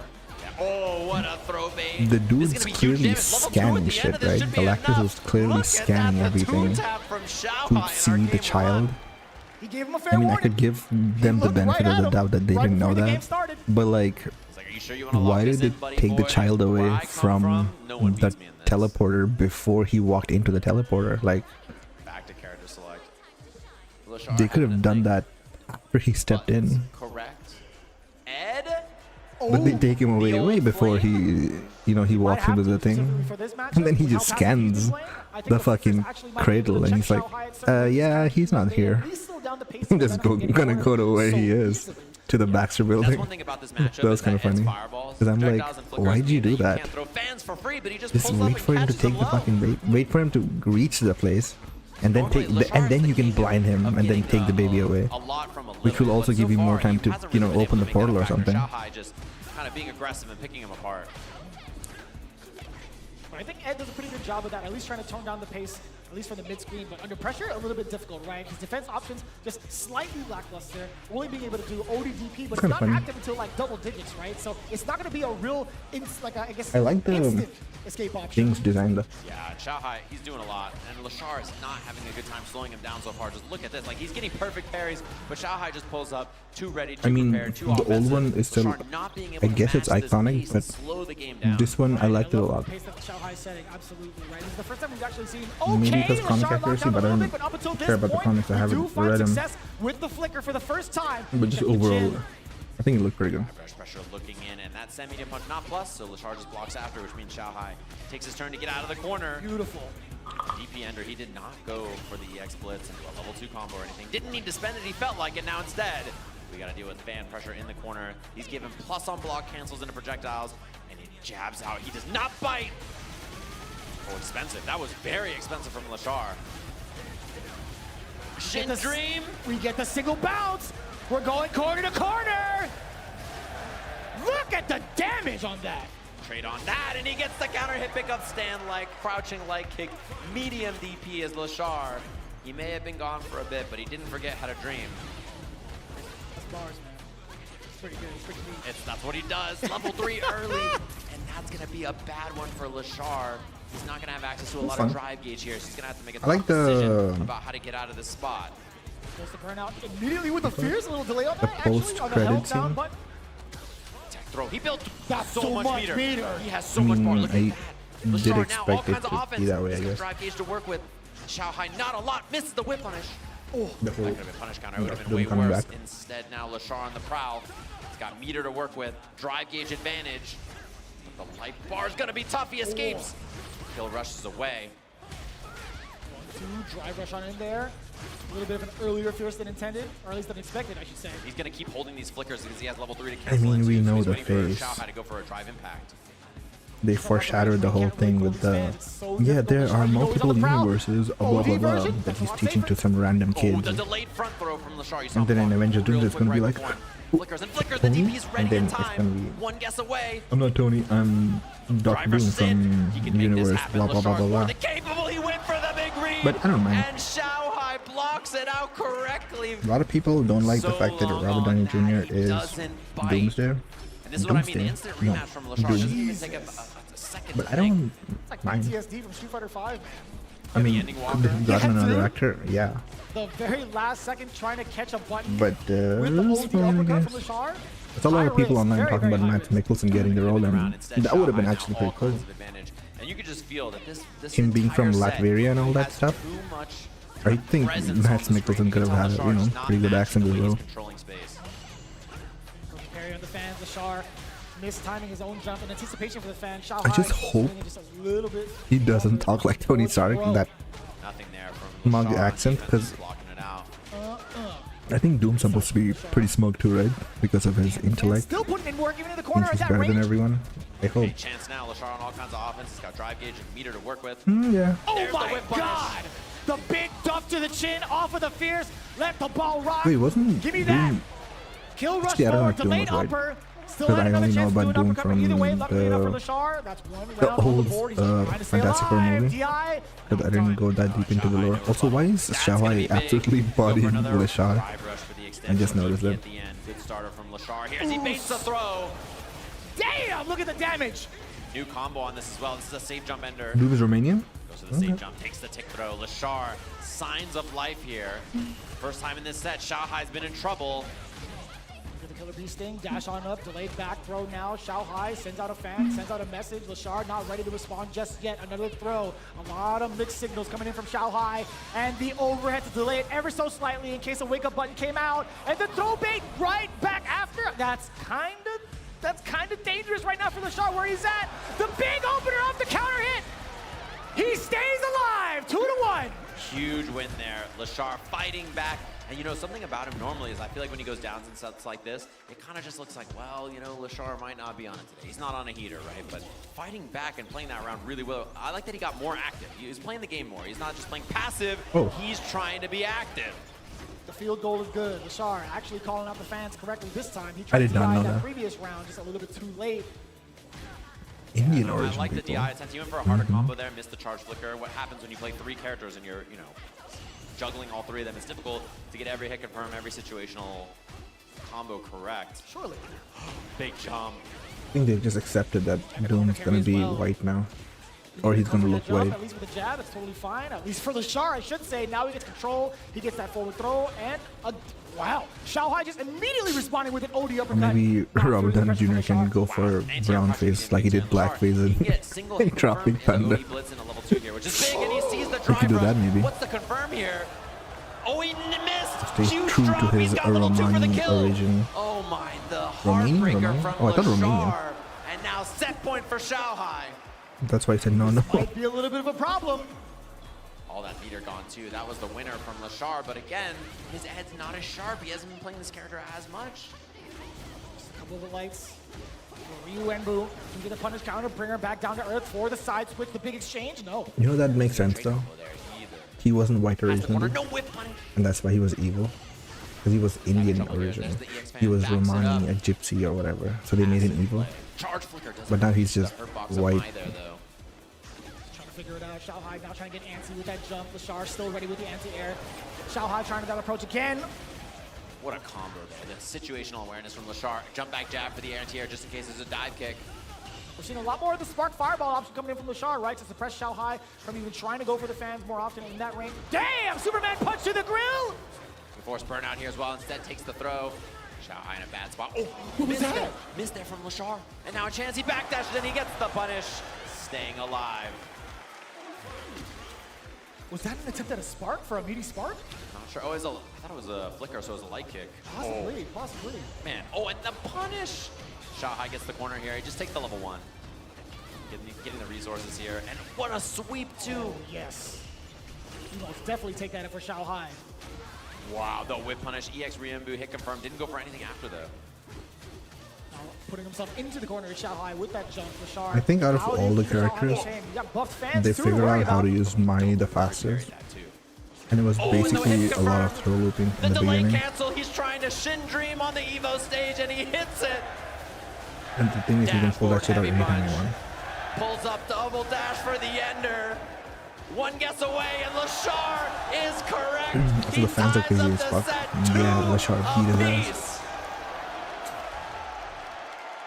The crowd absolutely involved, absolutely erupting for that finish. Coming in from Lashar. Bison or something. Everybody coming together to see the Shin Dream bounces. You guys are doing a phenomenal job. Huge improvement from last year. You guys are doing great. I wonder how much We all that seen it box so many helps them. times now. We're used to this Ed combo. We're like, all right. When they want to hide inputs, inputs, like... We're back into our final game between these two here. Loser side of Evolution. Loser's going to be going home in 7th place. There's a reversal. Lashar getting active. I love that. You could call out punish counter. I mean, I get people silencing their buttons and stick. Overhead successfully blocked from Lashar. Like literally, Get out. Fears to check when I played Book in, I played Book and when I, in Fighter Showdown in India, Low drive gauge for Lashar as well. the And now he's dude, going to be on burnout on the next first of all, hit. did And not there's wear the EXTP. Just anything to keep headphones. himself alive. Oh no! And his buttons are so silent. So tough. In there. How do you They see that feel one like there? if you're Colors tapping everywhere. Tough the to see. box Xiaohai itself. once again on Because when I went home, me, Book, and Brandy went to Brandy's house, and then I checked his controller. Could barely hear the sounds. It's kind of crazy. Doesn't go for the drive rush, but Xiaohai, excellent position here in the corner, and it's not And in before the time. match started, I was like, you know what? What's the combo opportunity here? Double If I dash. lose He's gonna really throw bad some in the drive first gauge here game, with I'm the gonna level take my 1. headphones Lashar's off, gotta make some tough just so you decisions can, on I could, defense, and he's wrong, maybe but hear the he's buttons and shit. apparently But I alive. completely Xiaohai forgot and then mistake, got but bodied. Tough spot. How does he survive? Chip is imminent. To be fair, he was already If pretty good at Lashar the continues to game. back away, he does get And an I opportunity was for the flicker not. counter hit. Nothing behind it that's super big just yet. But that's the one we were looking for, baby. We were talking about the big conversion. This is the critical art, but more importantly, he's out of burnout and he's in control. And he steals a burnout from Xiaohai, who's got to deal with Ed with no drive gauge. The reaction of the young man himself, Xiaohai, eliminating Lashar in a 3-2 nail biter, just like that. You can't No be more upset money at that. for you. Genuinely cannot be You upset know what at though? that. But Xiaohai tried at always that exact wins moment, the big Xiaohai, money. he was just too ready. He's too prepared. He's a young man in nickname Tournaments. and in reaction time. Ladies and gentlemen, can we all make some noise for our first eliminated player here, Lashar? He knows how to maximize his profits. He loses these tournaments 7th place where here it's at quote-unquote fame only and barely any money. But he'll get to top 8 so people know, yeah, he's still really good. Top 8 began. Can he do it again through the loser And then side? he'll just win EWC That is quite the and task. take all that. When we take a look at the bracket later, but now it sets us up nicely for what's to come on the loser side. Even further, we got Mickey versus Angry Bird. That's going to be kind of wild, only because I will say I feel like not a lot of people have been introduced to Mickey just yet, right? Yeah, really young player, obviously from Hong Kong. First time here out at EVO and in the top 8 of this bracket. Incredible I'm not stuff. He's getting a on young that player, art but of he's very fighting. defensive. You know, if they had a thing for South Asia, I would actually get into art of fighting because why the fuck not? Right, for a player of that age, but what a I don't mind playing art of fighting. I played it when I was a kid when I knew nothing and I was just like mashing buttons.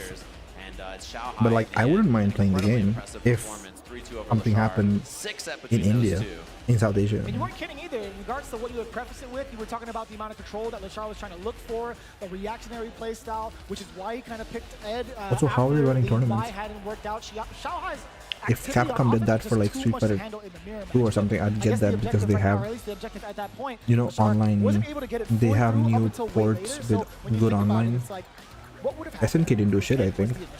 Does Art of Fighting even have an online? That's the thing in this combo all the way through. Lovely to see. I don't think there would be a hidden AF player. By PlayStation tournaments, of course. In India? To see that we get No. some extra stuff. And, it's cool to see even in these moments, you know, the clutch plays from players like that. Like Shanghai is he's just dead if he's not right, and he's reaction time, excellent stuff, of course. So hopefully everybody enjoyed that, and we're ready for our other loser side of the I feel like it would be who's gonna be our like KOF players who are really good at pressing buttons and doing combos, but then they crumble if their So again, if this is your first opponent time tries seeing to either block. of these players, we talked a little bit about Mick and his character choices, right? Cammy has been on the screen a handful of times That's on the stream the as kind well, of at player I least, usually expect to be Mai here. also has been the choice for him, if I'm not mistaken, right? Yeah, I've seen a couple of characters from him, of course. We have our White Claw Zero Proof Path to Victory, how they made it here, and Mickey, Which the means they'll young probably man, beat a make lot of really strong good, players here, as you can see earlier on. Took a you know, loss to Shine, anime right fighting outside of players. pools, and Shine had that deep run. He was in winner Oh, side shit. 24, where he lost to Kakadu. He lost early. Beats JP King, Smooth King, and then two Kings back to back. Adrian Riven, But a lot of people, Challenger nice. League of Legends player, 2200 MR Ken, very strong player. Damn. Hope, VX Bow, Taco, Shine in a revenge match, ending Walker, and then Tori Meshi, the GOAT Dawson. That is quite impressive. I did happen to catch that on day one. I feel like between Mickey and Shine, that was actually very, very impressive to see the kind of stop that Shine had with that Kimberly. But let's move on over to Angry Bird just a little bit, right? This is insane. Man, shout out to Filipino Oh, man in round shit. 2. He took him down 2-0. Then Angry Udon went Bird. after 2-1. Tony Shuai 2-0. Punk, actually. Huh. Beats him there, yeah. And then he had those matches, Moke, Yamaguchi, Momochi, 3 of Japan's finest, back to back to back. I'm still floored that we had that in the top I think after his 96 first between Angry Bird and run in Punk. Yeah, EVO, 2 EVO champions fighting Thank you, that thank you. early in the bracket. But there's something different about Angry Bird at EVO. You know, good he's Guilty Gear throughout the year, he multiplayers, says yeah. that this kind of And a then format, maybe he just good, fights all day what do you long, call and it? he has to qualify from out of pools to top 8. That second day of EVO, that's where he thrives. He's like, I 2X play scale well in that players. day, and I need to fight all They day could that be day. really I've good got Skull that Gold spark, that players, to be fire in me. honest. I can do it. When it's split up over 3 days and top 24s in the third day, it's harder for me here. As we're jumping in to loser's side of the bracket here, Mickey and Angry Bird. This is a young man on the right side of the screen, you know, born 2008, 2009. That is actually a wild statistic to hear, I'll tell you what. Yeah, one of those 2 years is my memory serving me correctly. Really, really young player. I remember hearing about him 2 years ago when CPT just started. Really strong player. And in the top 8 of an event like EVO up against the veteran, an EVO champion, who's found the light punch and light kick buttons on his controller. Oh my god. Yeah, mapped out or not, he's Pro still going to go the into it, game. right? No macros for him, I'll tell you what. Mickey trying to come back from that onslaught of throws. And this is actually a great start. Or a great rebuttal, I should say. Oh, the what a reaction! That was, oh no, the option, like, you're right, actually. That makes a lot more sense. I was about to say, like, there's no way. There's absolutely no way that was real reaction. I mean, he's young enough to do it, though. Definitely can. Angry Bird, look at that. The way he plays, I'm always so impressed. He's such an aggressive player. He's so consistently confident in his own decisions. And that's one You thing like I a really like in a about him. He fighting game doesn't now? take In time. Super He's 6 like, now? I know the correct thing as I'll we just see root hooligan for the action. player who does less throw loops. You get a couple of jabs. on the way out as well. Angry Bird delaying the throw after the drive rush.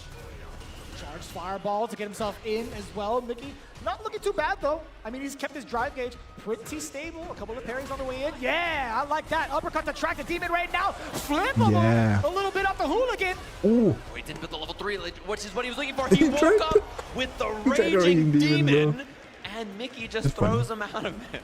It was actually kind of wild because It's funny how ass they made Raging Demon, to be honest. Just 1 pixel away from getting that level 3.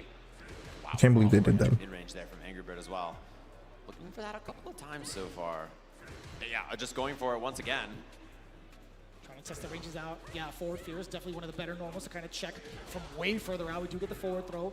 Trying to beat an anti-air there as Angry Bird. He went for the early Demon Flip Chop, and Mickey does not bite. At that time, no anti-air because of it, so Angry Bird changing up these air approach options, trying to throw him off. Yeah, considering he's plus after that, he's able to get a strike throw mix if need be. A spin knuckle immediately after the drive rush to possibly check Angry Bird. The way he walks up to Angry Bird, very good at using Akuma walk speed to dance in and out of those ranges, just like that. Oh, forward fierce yet again. Charging the fireball. Forward medium kick to keep Mickey in place. You can't go airborne in front of him. He's been mad consistent. Back-to-back uppercuts against the Demon Raid from Angry Bird. Overhead does connect. A full conversion.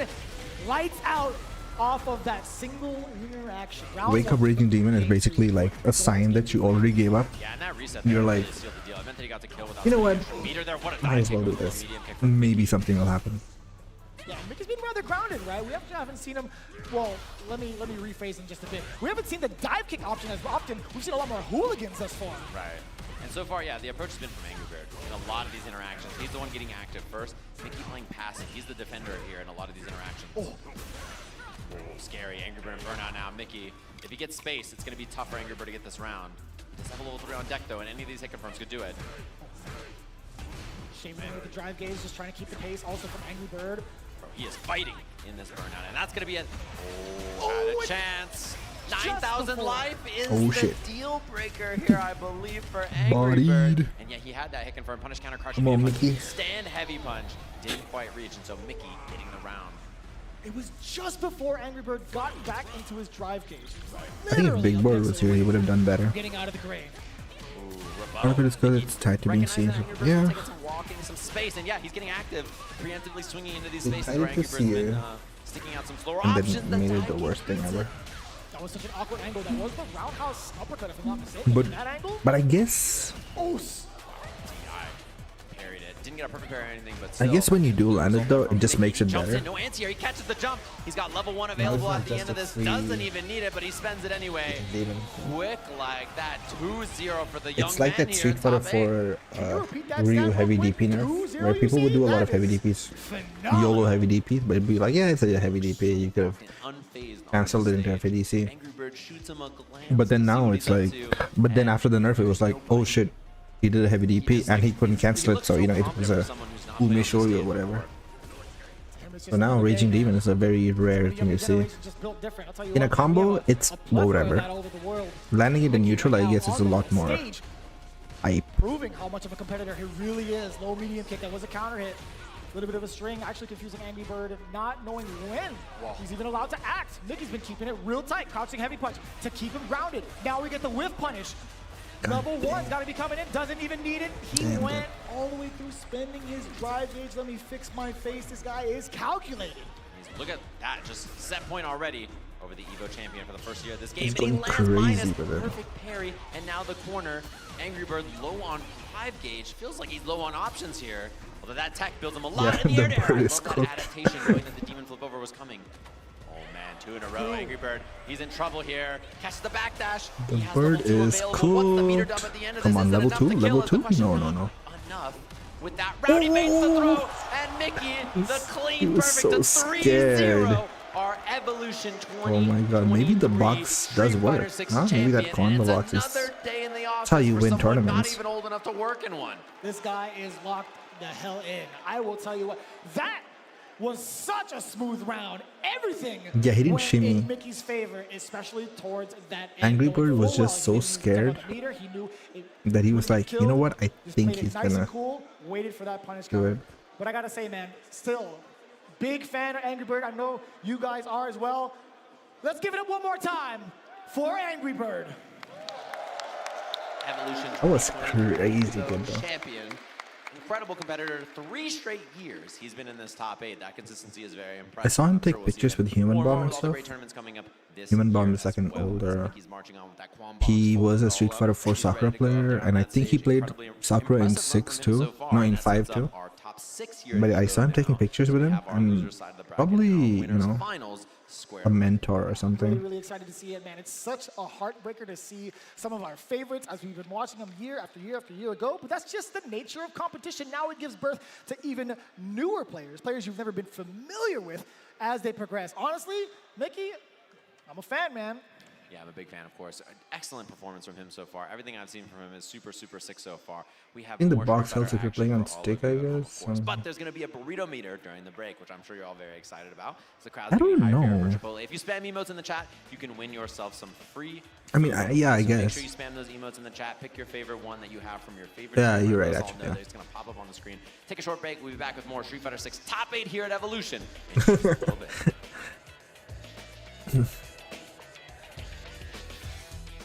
Look, who's hungry? But Ollie doesn't use I a need people on the bus now. stick, right? She uses a wooden controller. If you can guess how many beads I have, I'll commentate your Chipotle order. I'm guessing around 1,000. Now that's meaty. Of course you go with queso. That way your burrito will match your playstyle. You can tell he's been labbing that burrito technique. Now that's top tier. If you guys love Chipotle, make some noise! Oh, you can see international.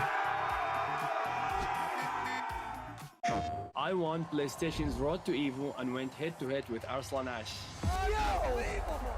I won PlayStation Road to EVO and battled against Sonic Fox. I have never seen that in my life. To compete on PS5, choose your game, find PlayStation tournaments, and register. It's that easy. Sign up for PlayStation tournaments for opportunities to win unique prizes and much more. PlayStation also has this thing for, I think, Street Fighter. But it's only till Look at Vaya laughing right now. Oh, he's doing a dance. it's What is he doing? It's still the Middle East and Southeast Asia. And they don't have it in, you know, South Asia, sadly.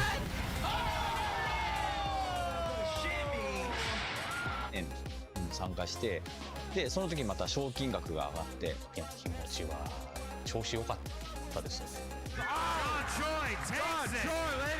So it's much more than just playing. It's being a part of this community. Why does EVO have... EVO has all of the... Oh, what flag is this?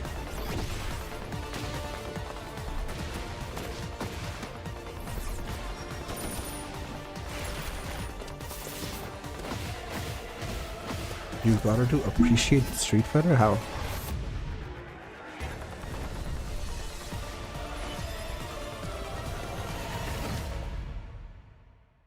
Oh my god, Summoner's War.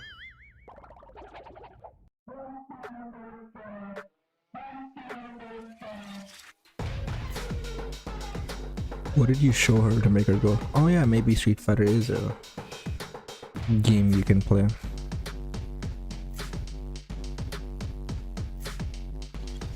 Uh-huh.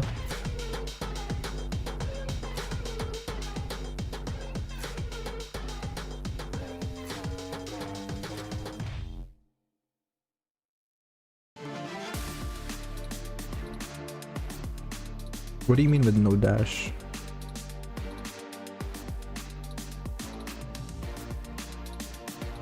Like drive rush dash or like...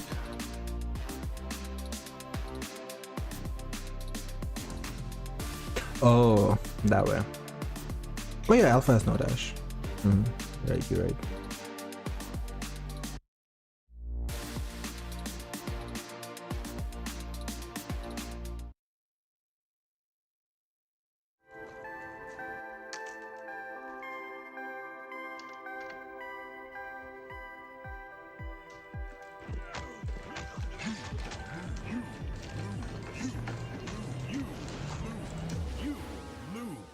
So she just plays Alpha 3 on Fight Kid now? Is that her thing?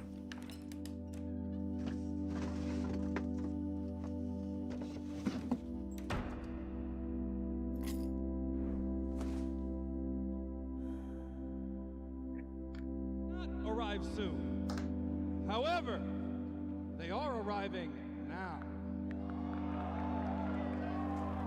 Production. Başım titreşim diyor.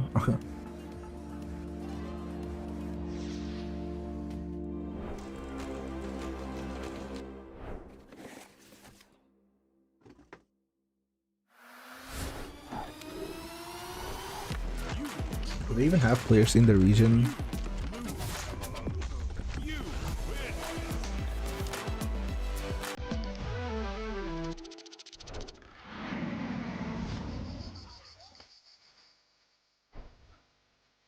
Oh, I mean, yeah, do they even have players in the region playing Alpha?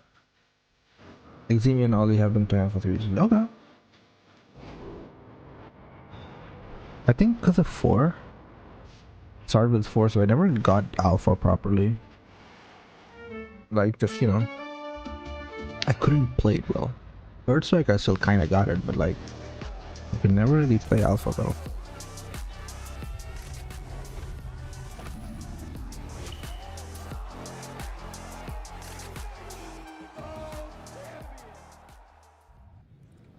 Welcome back, everybody, to Evolution 2025 here. We have a clash of titans in our winners finals. Kakadu versus Mena. That's going to be the match we're all waiting for here, of course. And we're going to tidy up with our loser side of the bracket in the meantime. Everybody getting real hype out there. I was actually kind of surprised. I was like, oh, damn. That cameraman, he might not be making it out of this building. Yeah. I mean, at this point, everybody's been super locked in. I could try playing the game a little bit. I always like the visuals of the game. So much above expectations, to be quite honest with you. But that's about it. Even I never learned how to banger play. sets, even in the loser side, obviously. Phenom versus Xiaohai. Fudo versus Mickey? Third Strike has the most modern sensibilities of all the retro right now. That's why it's very This is still not enough space from here to the main stage. This guy is ice cold. Yeah, that was a dangerous look on someone's face if I've ever seen one. Phenom versus Xiaohai. Curious to see how this one shakes out. Decorated fighting game players and extremely I guess because that was the most modern game, right? Just lost to Kakadu, but Even though it came out in 1990, I mean, the earlier versions, I hear people say it was kind of ass. Determined-looking players I've ever seen, and that was a But, you know, when they made Third Strike, it was pretty considerably refined. Between Kakadu and Mena, 3-time EVO champions. Because I think even till Second Impact, there was a lot of busted stuff. Now, coming up with Phenom and Xiaohai, there's a little bit of a slight overlap in regards to the strategies we were talking about between Xiaohai and Lashar, right? Phenom has been absolutely playing out of his mind, surely, but one of the things that got him to the success into the top 8 is his reactionary style. MVC it is was crazy, above average, that is for damn sure. But we saw how Xiaohai dismantled that exact strategy, at least within the Mai and a little bit of the Ed against Lashar. But this is different. Phenom is going with his main character right off the bat and can be just as explosive both on the ground and in the air. Yeah, I think, to be honest, the natural characters that he plays are a little bit more comfortable with Phenom. He kind of gets jump scared by Blanca from Mena out of nowhere. Right. This I'm is so much more of a fucking dumb. I thought traditional Xiaohai character. lost. Times going to be more in his wheelhouse, so see if that comfort works out for him here. As he takes a little bit more space, he tried to spin knuckle right through there. Beautiful check on the approach. Already Phenom showing that he's pretty comfortable dealing with what Xiaohai's bringing to the table. Does get the counter hit off of the drive rush cancel. Backing away, getting some space for the fans. Phenom, now he's definitely looking forward, hence Xiaohai's reluctancy to even throw those fans out. He's doing some fakes too. I think I just wanted Lashar to win so much, I was like, you know what, maybe he did win. Which bounces a little bit higher. That's one thing. If you throw the light fan, then that would have comboed. Also, I didn't pay attention half the time. Look at that, both of them jumping back. Low medium kick again for the punish counter against Xiaohai. Phenom delaying the crouching heavy punch, catches the backdash against Xiaohai. No meter spent just yet. Don't regret it in the morning though. This is gonna be bad. He doesn't DP the approach and yeah, Phenom. Afterwards, Beat Xiaohai his ass. had to be buffering so that spin knuckle could give you beat, and Phenom just ready for that counter hit afterwards. Getting that first round ever so important, sitting on 2 bars down below for Super as well. How do you get around? Actually, when do you even throw the fan at Xiaohai outside of close range? Phenom not going to even let him answer that question just yet. Back into the east side, already a Metro City. Level 3 on deck for Phenom. There's an explosive start for Xiaohai. Now getting the back throw off of that big opener. But Phenom again catching some of the lights to open up against Xiaohai out of the corner. challenges too. So far, the big thing has been Phenom's passive play, and Xiaohai has been kind of falling for it as he walks into the fat part of a fan on that heavy punch. Now, a big opportunity for Xiaohai. Oh. Super delayed tech on that. Oh, nice. The punish counter, the dive kick. Now presented One more hit as and a kill him, threat. bro. One more hit. Crouching medium kick. Waiting so Oh, patiently with Xiaohai. never mind. That's not what I With expected. more patience. Now catching the punish counter on the way down. Level 2. That was kind of smart though. Walking back just enough to bait the crouching medium kick and then Ready for it there, and I love the adjustments from both of them. Xiaohai started swinging on the ground more, cool shit. and then Phenom goes for dive kick to get over it. And then Xiaohai says, okay, I'm going to walk in deeper, find these whip punishes. See, that's the luxury you get when you play a character with fast walk speed. I play Honda, that dude can do shit. He can go for buttons, which is exactly what Phenom was ready for. And now if you're Xiaohai, you say, okay, I can throw more fans, I can be more aggro, you're going to be sitting there waiting to whip punish. You know, I can change up my options. And walk up heavy punch there from Xiaohai. And Phenom's actually been sitting at that range just to tempt Xiaohai into throwing a fan to possibly get a big spin. A lot of waddling. But now Xiaohai, we do get the install. Level 1 intact, hounding him down little by little, trying to fake out, right? Standing medium punch is exactly used for that fake, as if a fan, oh my god, was that a buffer? A level 1 after 2. This is huge damage on this. One guess for the round. Xiaohai commits to the buttons, and Phenom trying to get active, thinking he's going to give him space. That's totally fine if you're Xiaohai. In that exact scenario with that much life in your hands, going in for something light, I don't think it yields that much risk, right? Yeah, he feels pretty confident about that. He's down to get a level 1, an EXDP, something like that. He had a decent amount of health as well. So I like it. Button in a button. And again, same thing we've seen from Phenom so far. Passive, solid whip punishment on the ground. Nothing overcommittal. Oh, there it is, the spin level in reaction to the fan. Couple of likes the frame kill, spiral arrow. Wow, you gotta respect my space, man. Dude, Phenom's corner pressure so far, so overwhelming in this round. Xiaohai having a lot of problems. Oh, and the perfect timing to get the perfect round. It has been so oppressive in the corner against Xiaohai thus far. Now the big opener, an aggressive one at that. OD dive kick, knocking at the door. Gonna get counter hit with the full conversion. Frame kill. He is drilling in terms of the drive it. Wait a minute. Wait, he's not even done yet. He got the perfect parry and continuing on. Forward throw. How do you get out of here if you're Xiaohai? Dude, he can do no wrong. This game, Phenom is just correct over and over and over. He's one hit away now with level 3. He is a fat jump in. Doesn't get the combo though. Chance for Xiaohai now in this round. He's got to wait. That was a really good choice. I guess last round, so might as well, right? In the coffin in this game. Unfortunate for Xiaohai. Walked into the tip of a crouching medium kick to tie. He was really low on drive, but I guess that's the one where he could have made a comeback. Super lethal in the animation, man. Get the That's kind of rough. It's just the street fire stocks and then just unnecessary rough. try to pressure with them as much as he could, but yeah, he finally getting couldn't that big do opener it. to kind of bring that space away from the corner and also pushing back Phenom in that fashion. There was not a lot he could really pursue, right? He didn't want to drive rush forward, obviously, because he only had 1 bar drive gauge left. He just had to play passive. Yeah. And that's tough to do when Phenom just turns on the aggression. Yeah, and that's Phenom's goal. He wants to play second here. He wants to let Xiaohai whiff and then get the whip punish. And so Xiaohai needs to operate around that, right? Find some fans, find some other options to represent instead. Make Phenom, you know, swing first or get active so that he can get the advantage. Throwing fans here, trying to force Phenom into a different response. And there's the jump, right? So that's the thing. Phenom didn't need to jump before because the fans weren't a threat. Once the fans become an option, you open up the jump, and now it's time for Xiaohai. Do you get the killer bee? Against the bee sting, now into the corner. Xiaohai backing away just a little bit. The roundhouse yet again, not really finding a lot of success with that button in particular against Phenom. Backing him up. Xiaohai, anti-air, not a lot of damage on it. And that's an unfortunate punish counter to eat there as we have the corner. A couple of guesses away the backdash. No punish either. Didn't get to lead to a lot, just a slight open, and that fierce. Dude, Phenom has been hovering around the heavy button ranges so well, and now within the mediums, allowing himself to get the really significant punish counter, locking down round 1 of game 3. Yeah, he's having a lot of problems in this kind of mid-range here where with no space to work with, Xiaohai can't really threaten fireballs, so these normals getting whip punish over and over and over. And then it becomes, do I walk in further, which is what he just did, right? Do I walk in further and try to hit my buttons into Phenom, in which case will Phenom stick out buttons to interrupt, you know? Or go for dive kicks, that's another option to beat it as well. Just at the tail end of that low medium kick.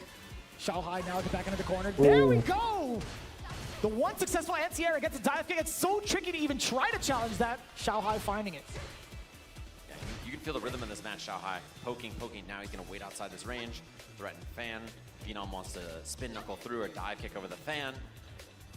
This is the kind of space they're going to be hanging out at, right? Phenom, you talked about it earlier, having that reactionary stance. He was on the prowl, does get the opener yet again. Standing medium punch to check, immediately backing away with a roundhouse. Xiaohai is just in a tough Does Street Fighter put a different frame advantage? I think not. Oh yeah, I think it does. Yeah. Too much control on the ground. That's a big hit. Very slight difference. I think maybe 2 or 3 frames. But now How CA much? for Phenom, which means this could be a 2-tap or even a 1-tap. The right starter. Oh, But in Street Fighter 4, counter hit is only, I think, startup frames. If you stuff them in their startup frames, it's a counter hit. Otherwise, it's just a regular hit. There's no punish, there's no punish counter. Perfectly understandable. I know 80% of the people in the stands are like, yeah, I would have done the same thing. 100%, that was me. An option you got to think about, man. And you can just tell that Xiaohai is struggling to solve the kind of patient, defensive, neutral style from Phenom. That's what's so difficult. He's just hovering around all the ranges that you think you press buttons at and getting punished. Street Fighter 4 1-hit combos really have to be like a hit confirm. If you see the counter hit thing, you can try to do something else, but if you don't see it, then yeah, people usually just did the regular combos. Not too big of a combo afterwards, though. So I think counter hit combos were actually hype in that game. He is hitting heavy kicks and throwing fireballs. In this game, oh, punish counter combo, yeah. He whiffed the big ass button and got punish counter. Time for the punish counter combo, and he is crumpled. In that game, it's like actually hype to see a counter hit combo, because if it's like a, you know, a spin knuckle range a against the fan, but specific Xiaohai's not afraid thing of to that. do. He's still got plenty of life to go with. Because that shit would only work in counter hit, and then it would only work if you saw the thing pop up. He's getting himself some space, and the reaction is good. I mean, Phenom's one away now. Ooh, but so is Xiaohai. The jump, no anti-air, and the DI stun. Perfectly calculating that drive gauge. Phenom set point. That has to be the perfect example of what the mental stack looks like after a big set like this, right? With everything being introduced, or actually everything being cycled over and over again between the ground, between the air. Not expecting that DI at the end. Nobody blames Xiaohai for that. Yeah, the button burning you out and then the drive impact after so difficult to deal with. Check on that. Is Okay, I think 2 more hits. 2 big combos and he's done. And 1 small combo and then 1 big medium kick combo, and Xiaohai is dead. No anti-air at all. That man's been anti-airing No, he short can't kill hops now. his He whole can't life, kill now. and just a regular Kami jump goes unchecked. It's just so difficult. At the blink of an eye, it could be a dive kick, right? Okay, now, Forward now, throw one Phenom hit to kill. One hit to more of kill. that pressure. Match point is on the line. He just needs a single opener. Oh, he's just Outside of gonna the throw, especially. He has some gauge for a single hit confirmed. You're gonna cancel. lame the shit out of him, huh? Call lights out. There's the uppercut from Xiaohai. Go for medium kick again, and then I think maybe he can bait something. Phenom level 3 available as well, which means Probably sure he that will bullet do is light loaded. punch You get level again 3 reactions to these because stands or any kind of the autocorrect DPs you can do. Dangerous game, Drive and the rush. hooligan, he ducked it. He knew hooligan throw was coming. The Oh overhead my nicely god, blocked. okay, good block, but Oh my god, DI is a threat. crazy he went for that. That the dive kick spacing, he's not ready. Xiaohai Fair, staying fair. alive. Whew. I panicked when I saw that drive impact. I mashed on the table. Physically. Never ready. That's the hard part there, being so sharp the whole time. A lot of things to ask. And he just, the classic, block the jump in, DP afterwards. Yeah, he lost Big it, opener yeah. here from Xiaohai. Low on drive gauge though, so he spends the feel level 3 like to recover it. to be able to 100% take that.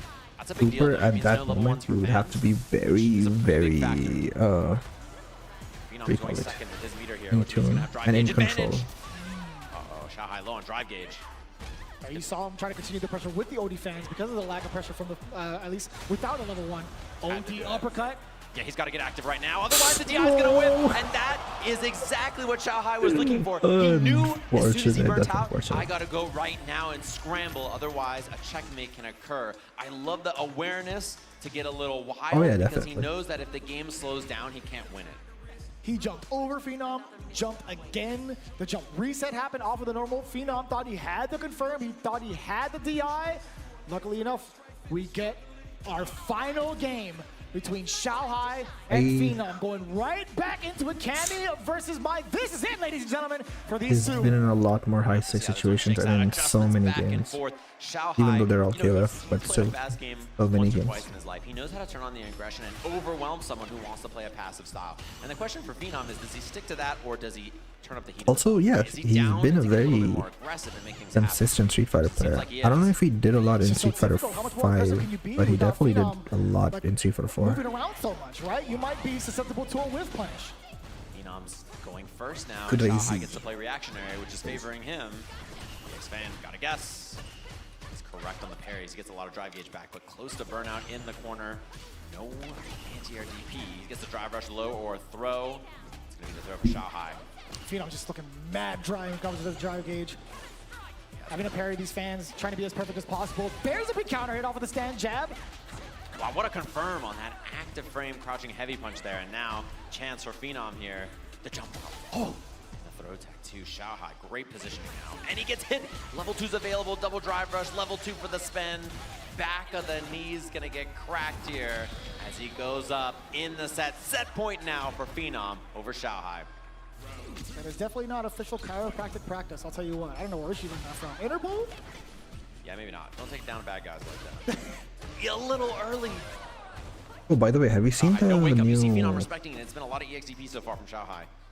Virtua Fighter Mixing it up between the medium trailer and the fans as well. where they actually reviewed the gameplay? I barely saw anything, but Oh no, that's a I big barely drop saw in like punish. A lot maybe of drive 10 gauge seconds gone of from the Xiaohai video, too. and I did not see the fluidity that I saw in that weird development trailer thing they had. One more. Medium punch to check. There is a new Another thing. throw. Don't get thrown again. He thought the exact same thing, and Phenom laid the trap perfectly. That is Phenom moving on into losers even further. Top 4 of the bracket just like that. Impressive adjustments from him. And I gotta say, the way he dealt with that was so difficult.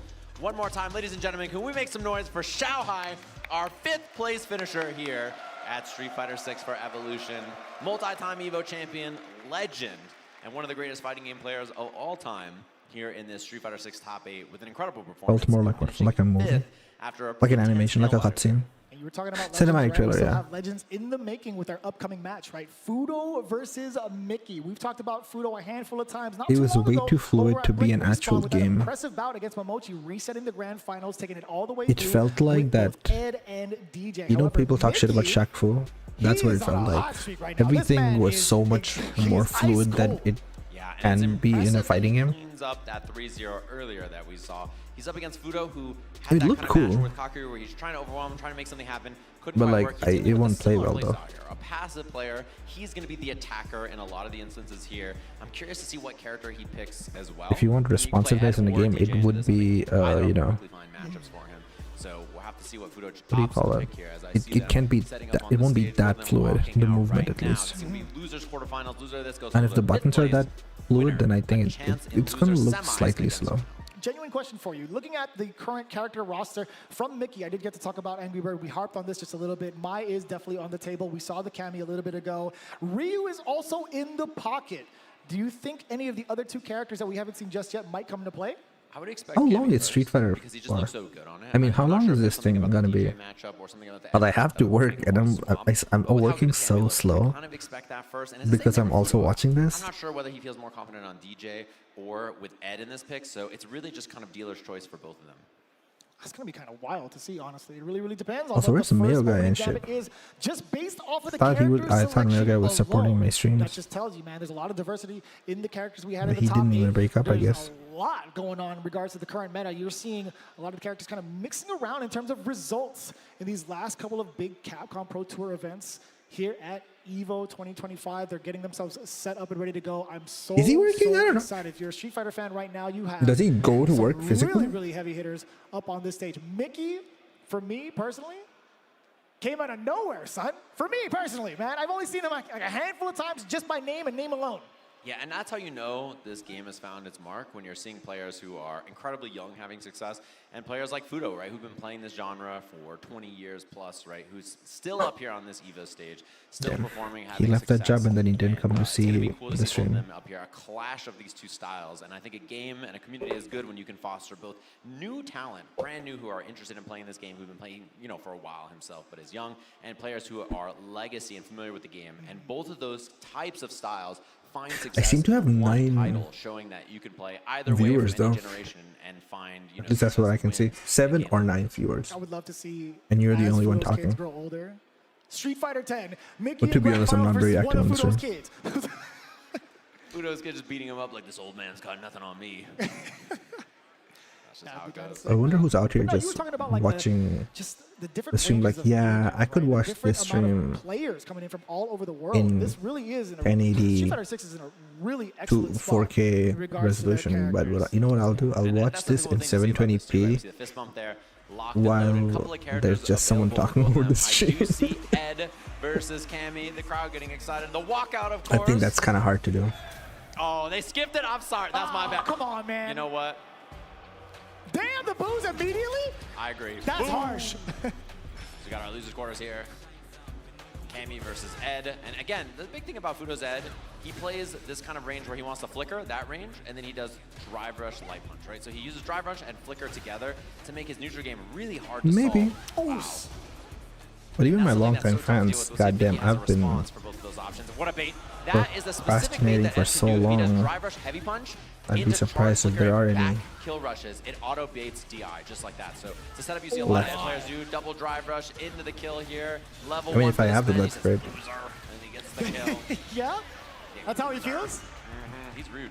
Foreground, background, punches you out. That's a perfect. He definitely doesn't pay for public transit in I was Metro City, supposed to I'll do tell you another what. stream on the I saw the weekend, but I trailer. was like, That guy hopped got the fence. lazy again. As I Whipping always those do. jabs, and then he wants to go for flickers. He wants I to don't go know for why. drive rushes, try to make you act first, or approach with something else. I love the punish counter hit confirm on the drive rushing the stand medium, stand heavy. Yeah, definitely an idea for Mickey, right? Throwing out that drive rush throw early to kind of bait maybe a tech, right? Fudo not going to be falling for that this early. Maybe it'll come back even later in the games. That's a big jump in against the flicker. Mickey now getting started. Yeah, and Fudo whiffing those jabs and then going for the flicker or not is always the question in Mickey's mind. I'm sure whiffing on that, no anti-air. And the throw bait, that should seal the deal here. Round apiece very quickly between these two.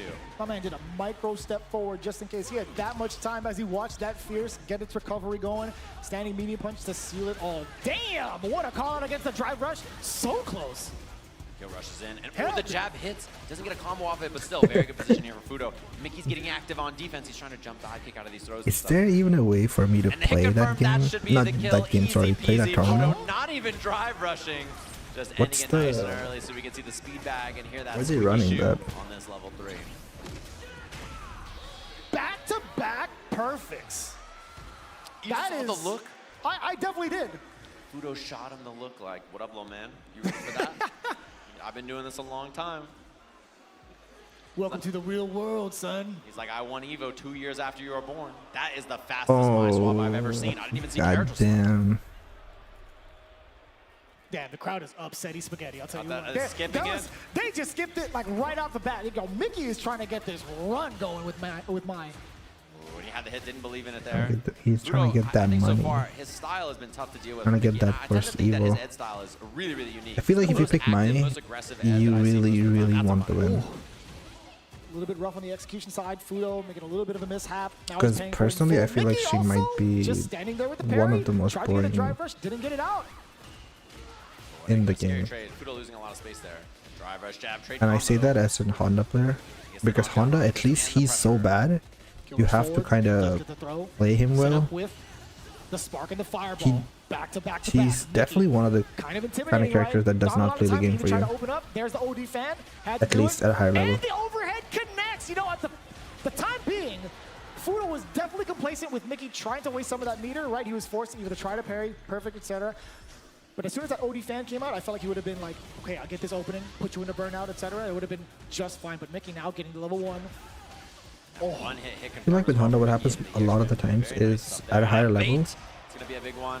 Doesn't go for any kind of level 2 combo, just I'm concerned to what decisions the player is making in game, which have to be clearly better than the opponent, because he can't just like. It has to be like well, Fudo's got to win now, or he's going to be burned. That is a decisions. Very big backdash to start from Mickey. Feel like, okay, maybe I'm typing Honda up too much because I play him, but it feels like you have to make decisions that directly counter your opponent's decisions, or like counter what their playstyle is, because they can just run their own shit. Already in this set if he locks in this DJ. It's got to be, right? Even DJ, even though people call DJ braindead, I feel like his sways is like a reactive gameplay. You have to react to what your opponent is used to, and then you do your sway or whatever you want. As well, and he can get a little bit more active with his faster up close buttons. So skipping it again. You heard him. They definitely don't. But I feel like, which is, that's why even when I lose as Honda, I'm like, you know what, it is, even though he's bad, I feel like I could have done something different in the game, which would have got me the win. It's tough to get out of a lot of situations. Because even then I'm like, you know what, if I made this decision differently, if I did this in that situation, I feel like I could have done it. I could have won, and it is possible. Delay on the counter medium. Damn! Always ready for maybe the that's a lot of copium working. Maybe that's what I'm losing. Because I'm not just picking it up here. I'm like, you know what, maybe if I did this different, and if I did that different, I could win with Honda. Where the more sane people are like, yeah, I just picked up my... Not having a lot of the openings go his way so far, and again, Mickey gonna dump the level 1. Now has the enhanced fans to blow through DJ's fireballs as well. Let's see what we can do off of this back throw. Drive rush forward. Keep control with some of the heavier normals that he has in his kit. Medium kick, very, very far away. Damn, yo, bring it back down with the air target combo. But no, Mickey gets the back throw and the overhead. Checking the drive rush immediately yet again with the fierce. And level 2 available here after the double Ryumbu as well. That's huge damage, and that's the kill. Never mind. Second oh yeah, he had Mickey suck. just like that. Mickey. And the rematch, no thoughts from Fudo, no breaks, just immediately sends it right back in. Yo, Mickey was giving him the side eye, son. He was looking mean. That was. I love seeing that counter hit. The do it for your wife. Into the jackknife. So much carry, decent amount of damage. Win an EVO. Uppercut now from the side of Mickey. Did he win EVO after the 2011 EVO? Machine gun upper. Let's see what's gonna be left here. Throw one hit away now if he baits something, which he does, and that's a round for Fudo very quickly here. Damn. 2 heavies going into standing light kick and the Sobot. Just mad damage. Fudo finding his rebuttal, finding his momentum, checking the movement against Mickey and the buttons as well. Back-to-back counter hits against the young man. And speaking of, he's not afraid to still shoot. He's got the stand jab. Kagadu no Mai does get the install. Walking up, creeping just ever so slightly.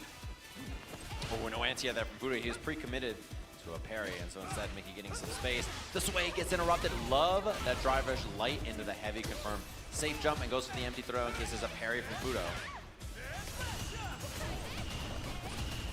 Nice block.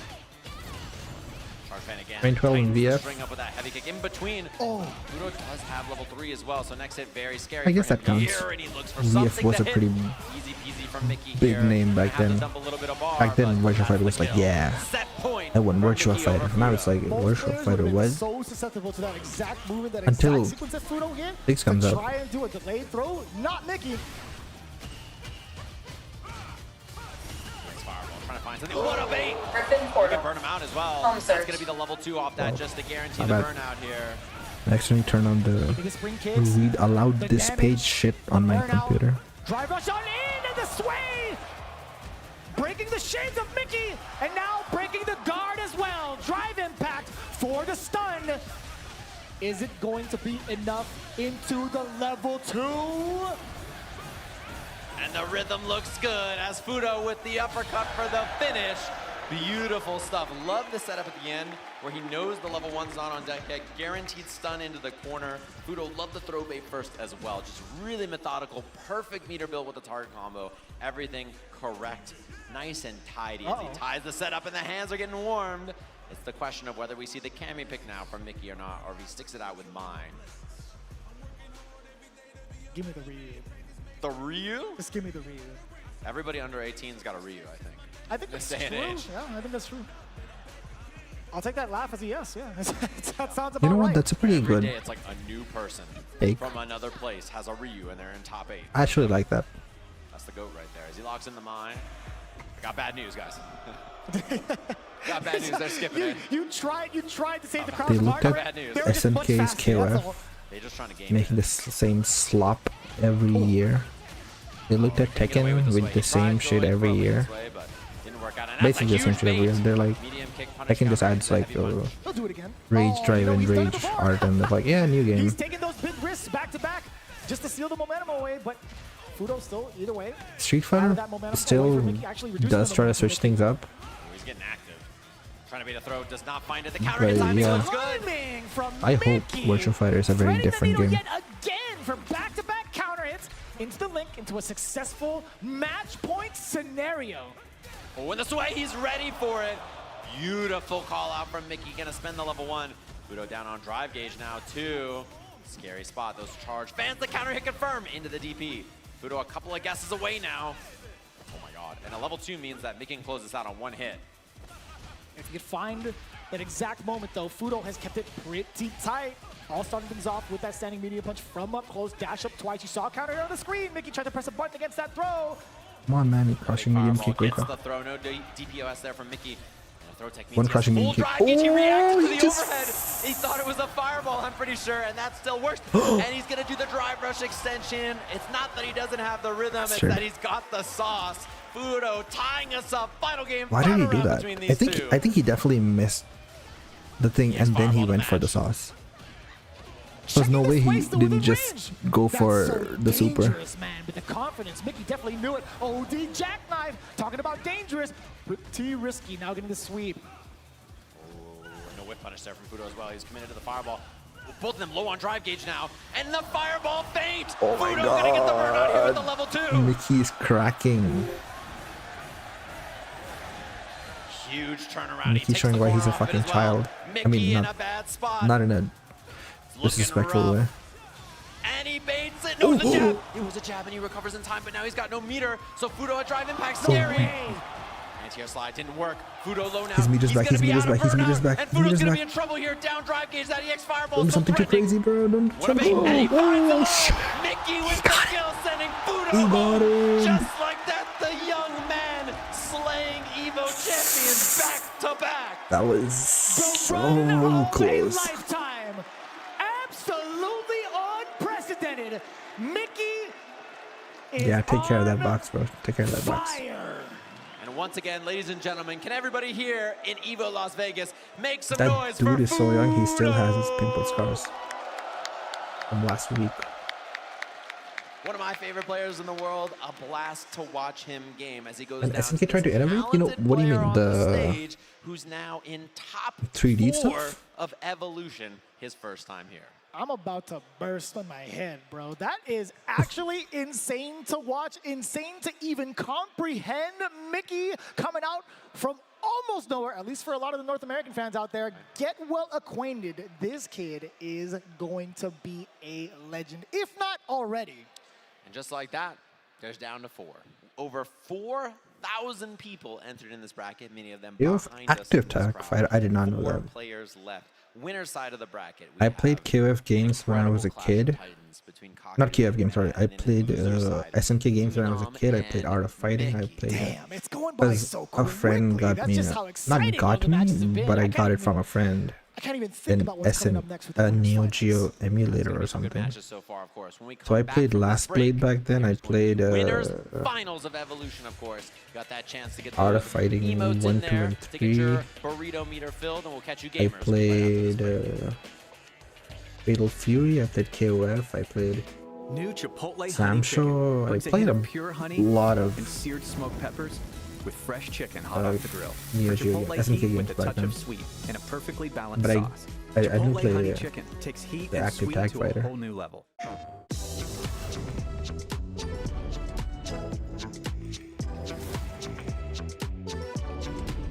Thank you. I'm not supporting EVO.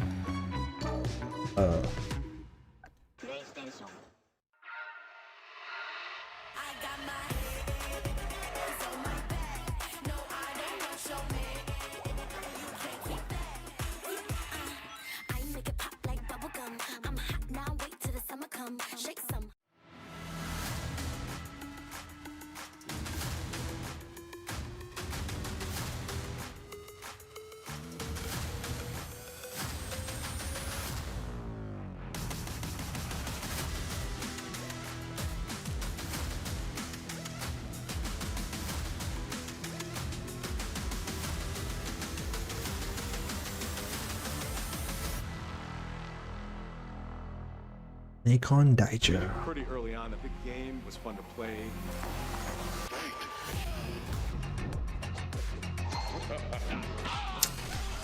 You know the Nikon Daija? It became something that added to the mystique of Mortal Kombat. Not really a fan. Not the stick itself. The stick is great. But as the EVO prize, I feel like the Mad Cat stick. Was it the Mad Cat sticks or was it the other, some other stick? I definitely know it was the one which Mike Ross won, the proper golden stick. I feel like that was so much better. The Nikon stick, I know for a fact that the place where it's a golden, you can just take it out and put anything you want. So unless it's like an actual golden sheet, I feel like it's pretty meh. And of course, you can envision your victory with Zenny, the official eyewear partner of Evolution this year. They have their co-branded gear. All the Ash era games were innovative. I did not play. I played a little bit of 2003, I think. I played a lot of 2002, and then I played, I think, a bit of 2003, but I didn't know enough to, you know, test out shit. I guess in my mind, I just thought it was the same old KOF game back in the day. I didn't know. I didn't know, I swear. Kakadu versus Mena RD.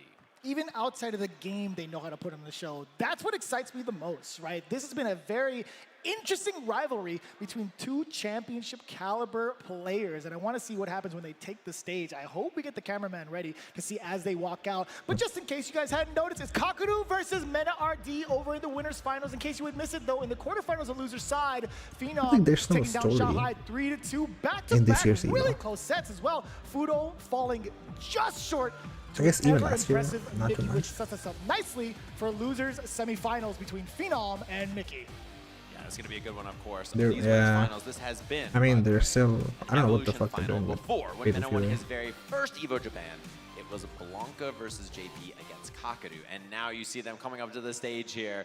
The perfect Perry Prince himself, Kakadu, strutting to the stage to have his face-off against Mena RD, the two-time Evolution Japan back-to-back champion in our winners finals. This guy has been farming aura since he's come onto the stage. I'll tell you what, in his previous career with Street Fighter V, he had made a huge splash. Wait a minute. Wait a minute. Oh, he's getting ready. He's alpha already photo. In place. Mena RD's not even on the stage yet, and he's already aura farming. Are you kidding me? He's waiting for him to walk out, of course. They gotta stop you saying need a aura worthy farming. Challenger, and he's I'm tired on of people the saying aura stage. farming. Mena RD. They've overused the word aura farming, He's and not even looking in his direction. He's not even acknowledging the fact that he's waiting for him on the stage. He's getting ready.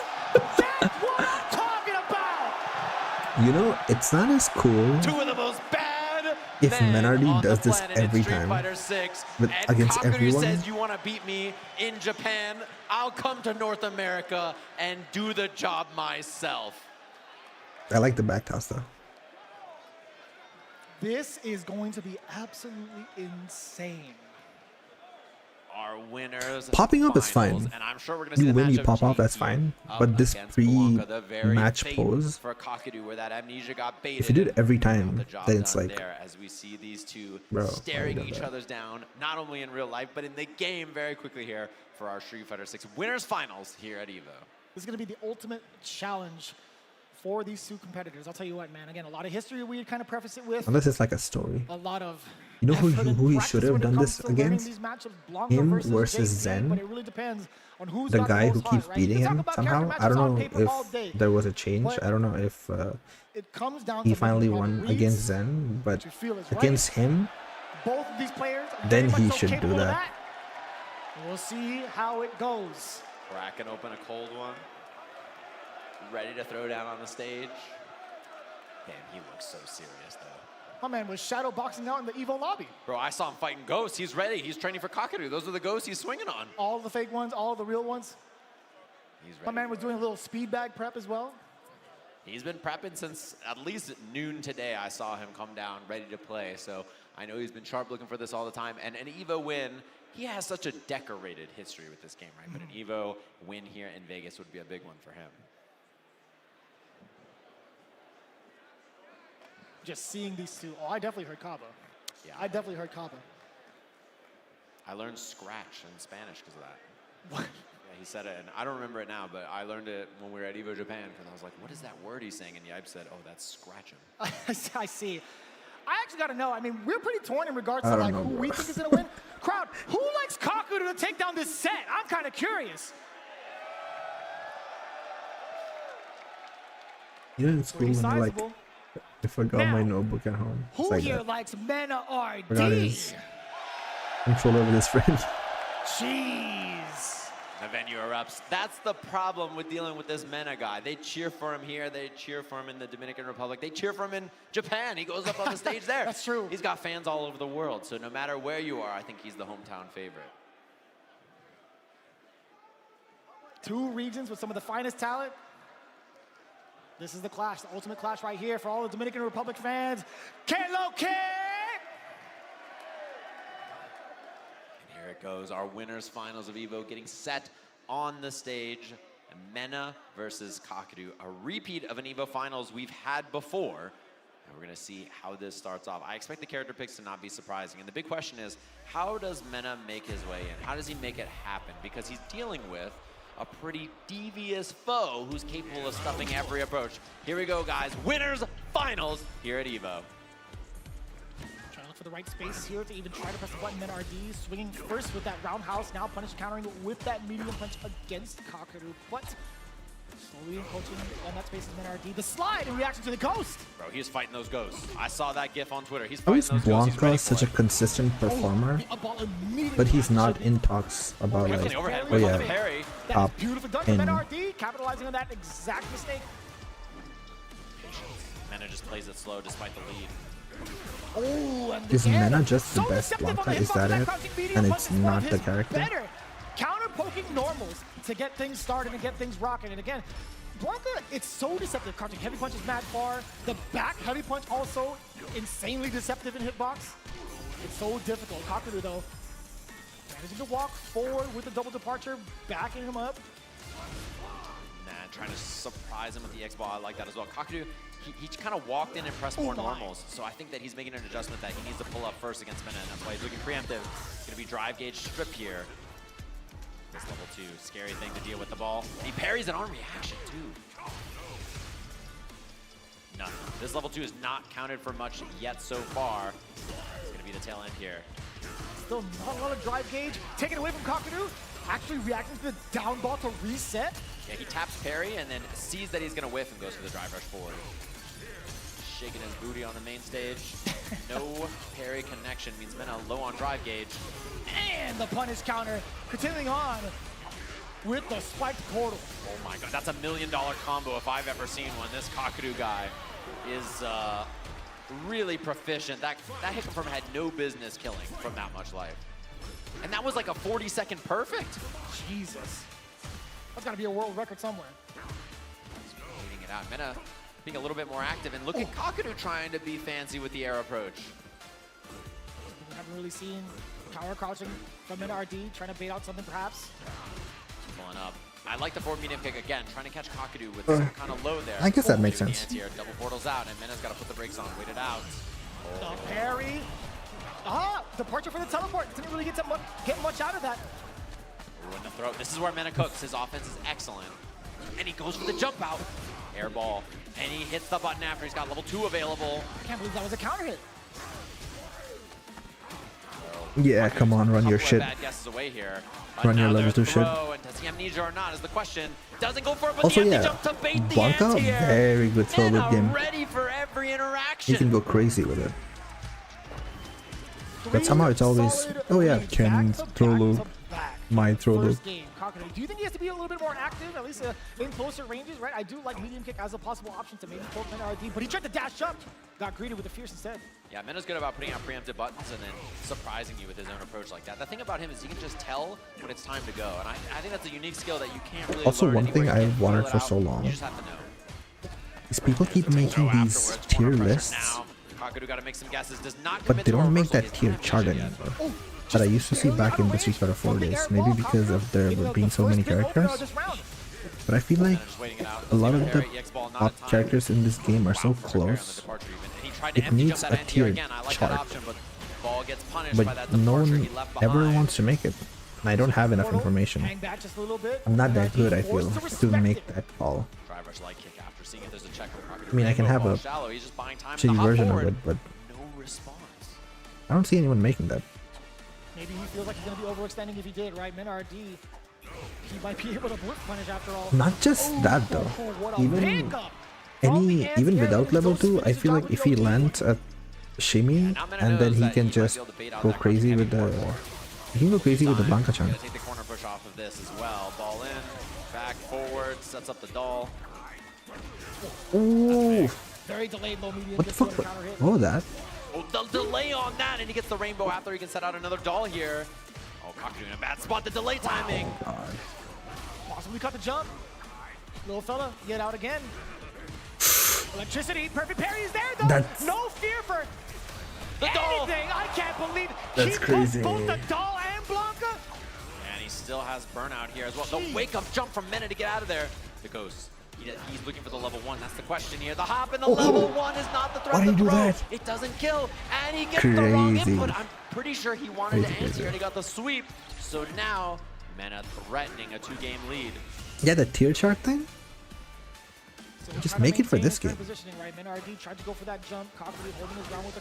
I think a normal tier list doesn't work for this game either. And then people will see that the tier list that someone has made and then be like, oh yeah, he's not even top 10.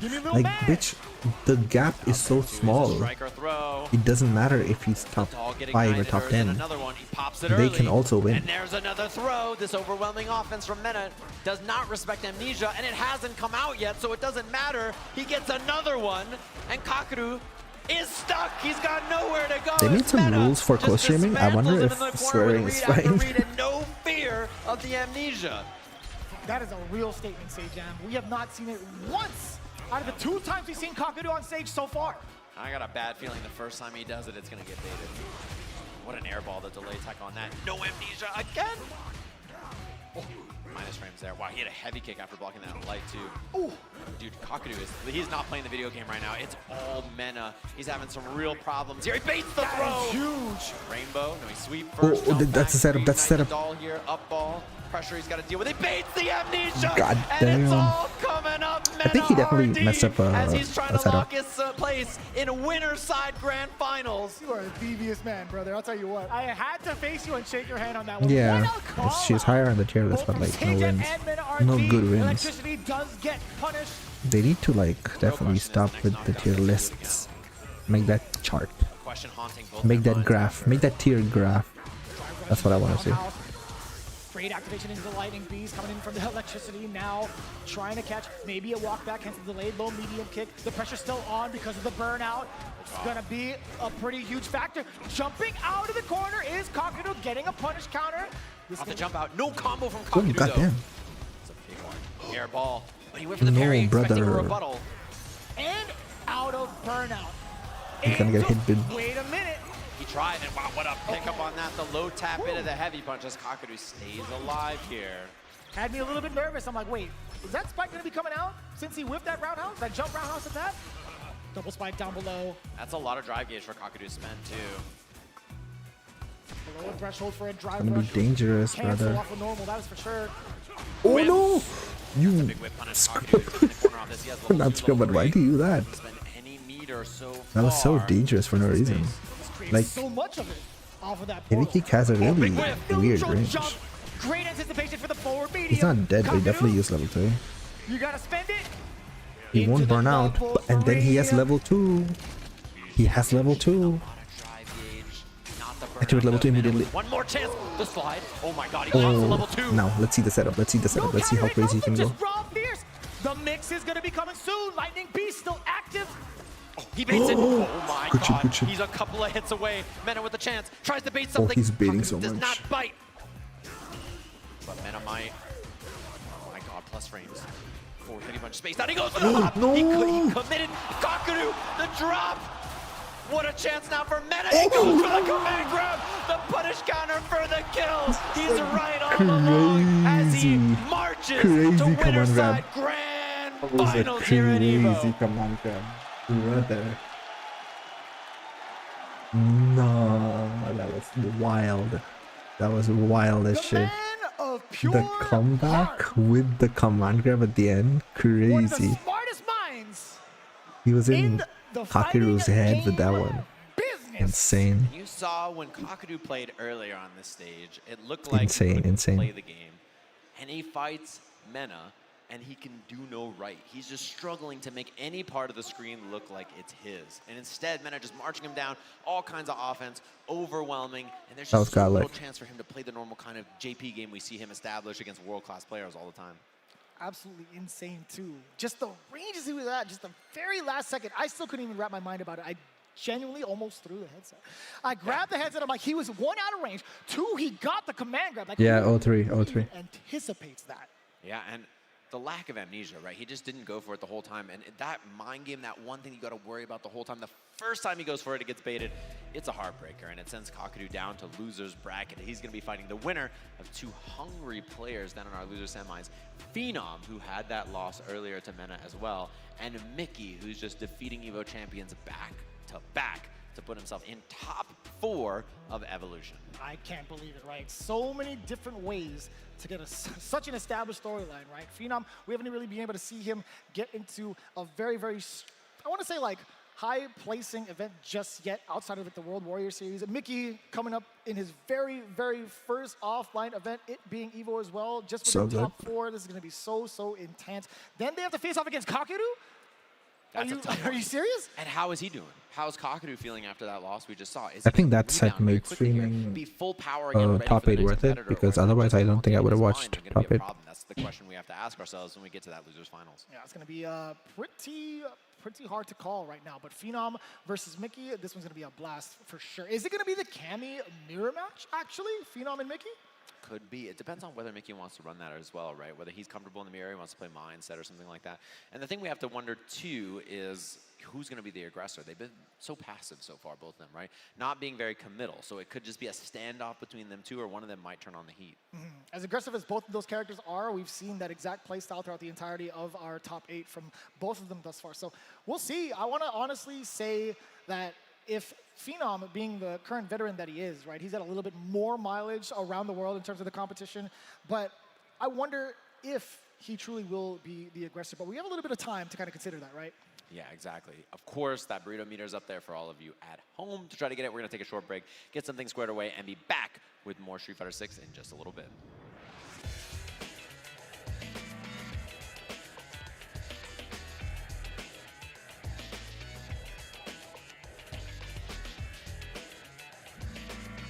Look, who's hungry? We're going to Chipotle. I need people on the bus now.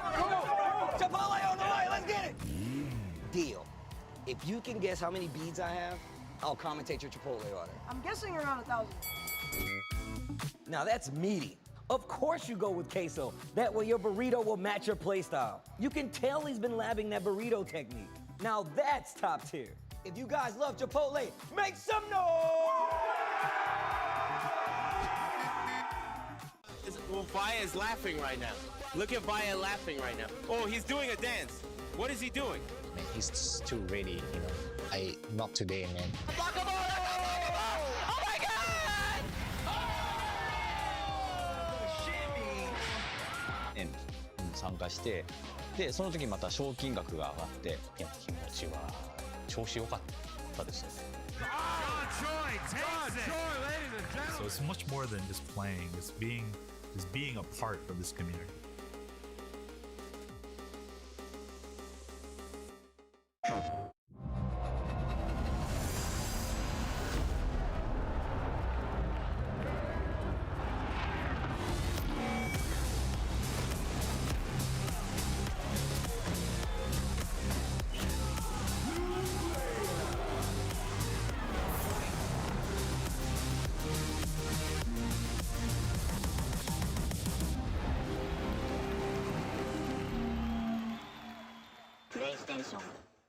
Jay, you ready for this block? You already know. I feel like we've been killing it lately, and everyone's been loving it, but we gotta let the people know where we're gonna be at. Let's just do the meme real fast. You know, my heart meme, get the engagements and everything like that.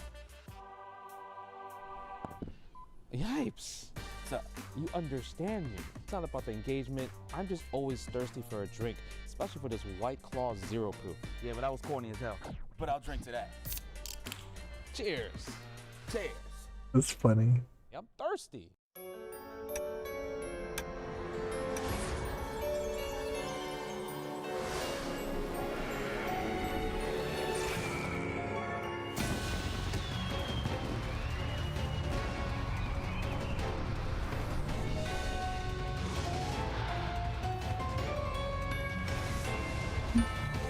I mean, we can play when I'm free. Just let me know the game. I'll probably play it. I don't mind.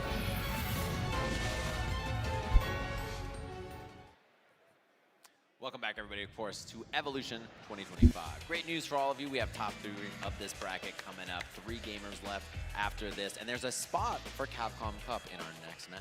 Ooh, that actually, I didn't even get to think about it. I was so enthralled by all the matches, I totally forgot about that, genuinely. Yeah, it's going to be a big one, of course. We also have a code for all of you at home for your AAA needs. If you haven't eaten yet at this late hour, HZD828 to 888-222 to get your free Chipotle burrito. If you get one in the crowd, look at everybody, phones down, trying to get that code. Gotta get that right now. Text that over, of course, to try to get the free entree. You got it, wave your hand. If you win a free code, wave your hand out there. Girl.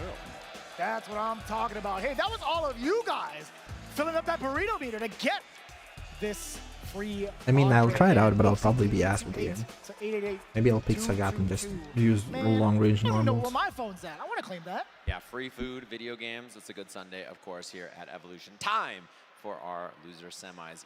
Capcom Cup qualification on the line, of course. Phenom versus Mickey for that spot. And then a chance at an EVO championship. Oh my God, this is there's a lot to really take in, really. Like, I couldn't even fully recover after the Men RD. You might be ass, but I'm more so ass. You at least have some experience in being that they've had these last couple of events. ass at the game.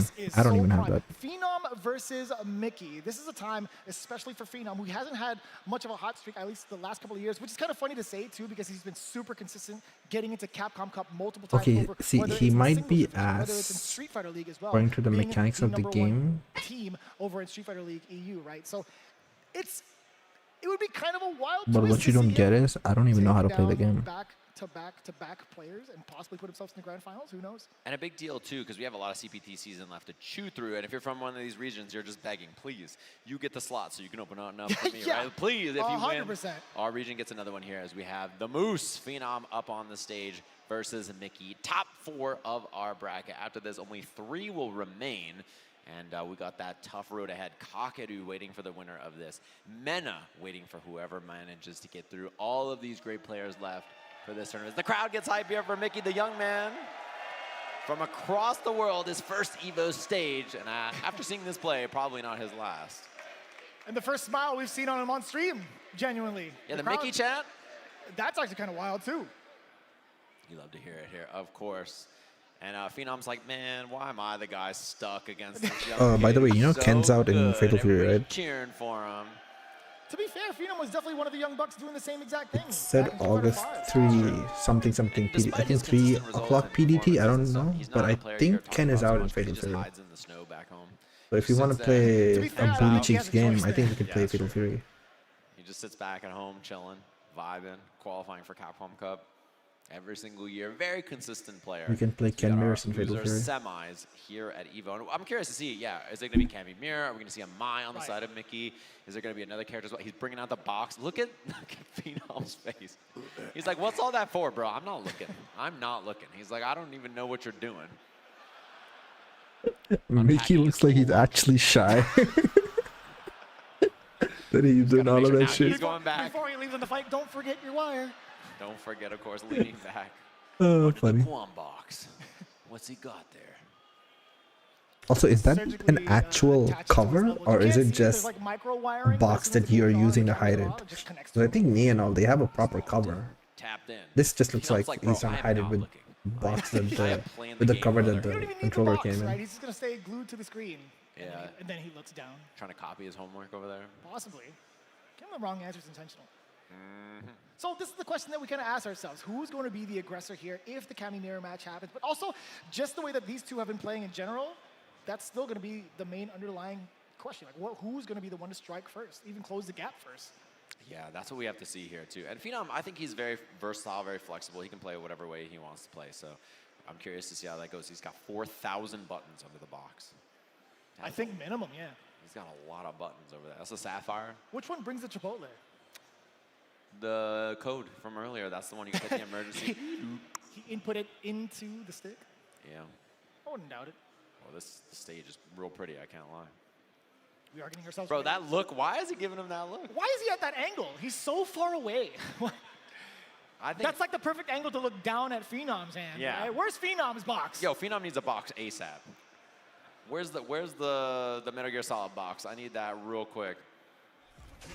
Oh. The choice is there. So there was a little bit of a tease too. So Mickey was actually looking over and smiling at Phenom. He looked back at him because of the fact that Mai was the first selection from Phenom's side. Yeah. Is it a blind pick? Are we getting that on the stage here? Oh, we definitely will. It might be. Are they fighting for the color? Is that the other question? Blue versus pink? Who gets the main character color? You know the minute that Costume 4 gets unlocked, no Cammy player will pick any other outfit. That's for sure. I think that's true. I think that's true. Listen, when it does come out, claim your color first. That's a real thing in the FTC. That's a real thing in fighting games. You have to claim your color first. If you ever go into like a mirror match and somebody's like, no, that's my color, it's like, fight me for it. Bro, those Costume 4s were cheeked up. I'm talking about Luke and Jamie. It was wild up there, that's for sure. So we get into our match here, loser semis of Evolution. And again, two very patient players, very passive. Curious to see who's down to be the aggressor, who's gonna wait it out, and whether that steam from Mickey earlier is still firing. First good hit goes to Phenom here as he takes the corner. What happens after the throw, though?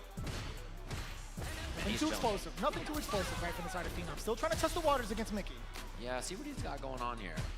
Phenom so passive with the whip punish from Mickey there. Toe tapping him. There's gonna be a lot of footsies, little single hits and hit confirms. Patient play between the two of them. All the stuff everybody on Twitter says they love. Pretty high success rate thus far for the low medium kick from Phenom. I tried to hold back on that one. Sorry. We all love it when it's footsies. Oh, that's a big one. No side swap or anything, but now there's the back throw. Mickey working on this drive gate shoot. No drive rush cancel because he didn't want to get burnt out. Should be the time to drive for Mickey. One hit away now. Oh! No way! Phenom absolutely ready for it. You gotta take a risk that early. Why didn't they at least change the costume? Why are they running the game with that buffering that jab really helps. color 1 and 2? Cancel, which makes it a lot easier. Wow, delay timing on that. Catching Phenom with delayed tech or buttons. Now Mickey with the corner here, front throw. Oh, what a bait! And he walks back, double rush, the perfect. Mickey with all kinds of offense there, making it happen. And Phenom worked so hard for that first round, and then just got beat up right after. I'm surprised Mickey didn't even panic. And then exact option to escape from Phenom. Perfect parry, smack him in the face with a fierce, drops the combo! Huge drop. He would have the corner, offense, everything. Now instead, Phenom with a chance to game. That walk-up jab. No anti-air, but he does get the check after the dive kick. Oh.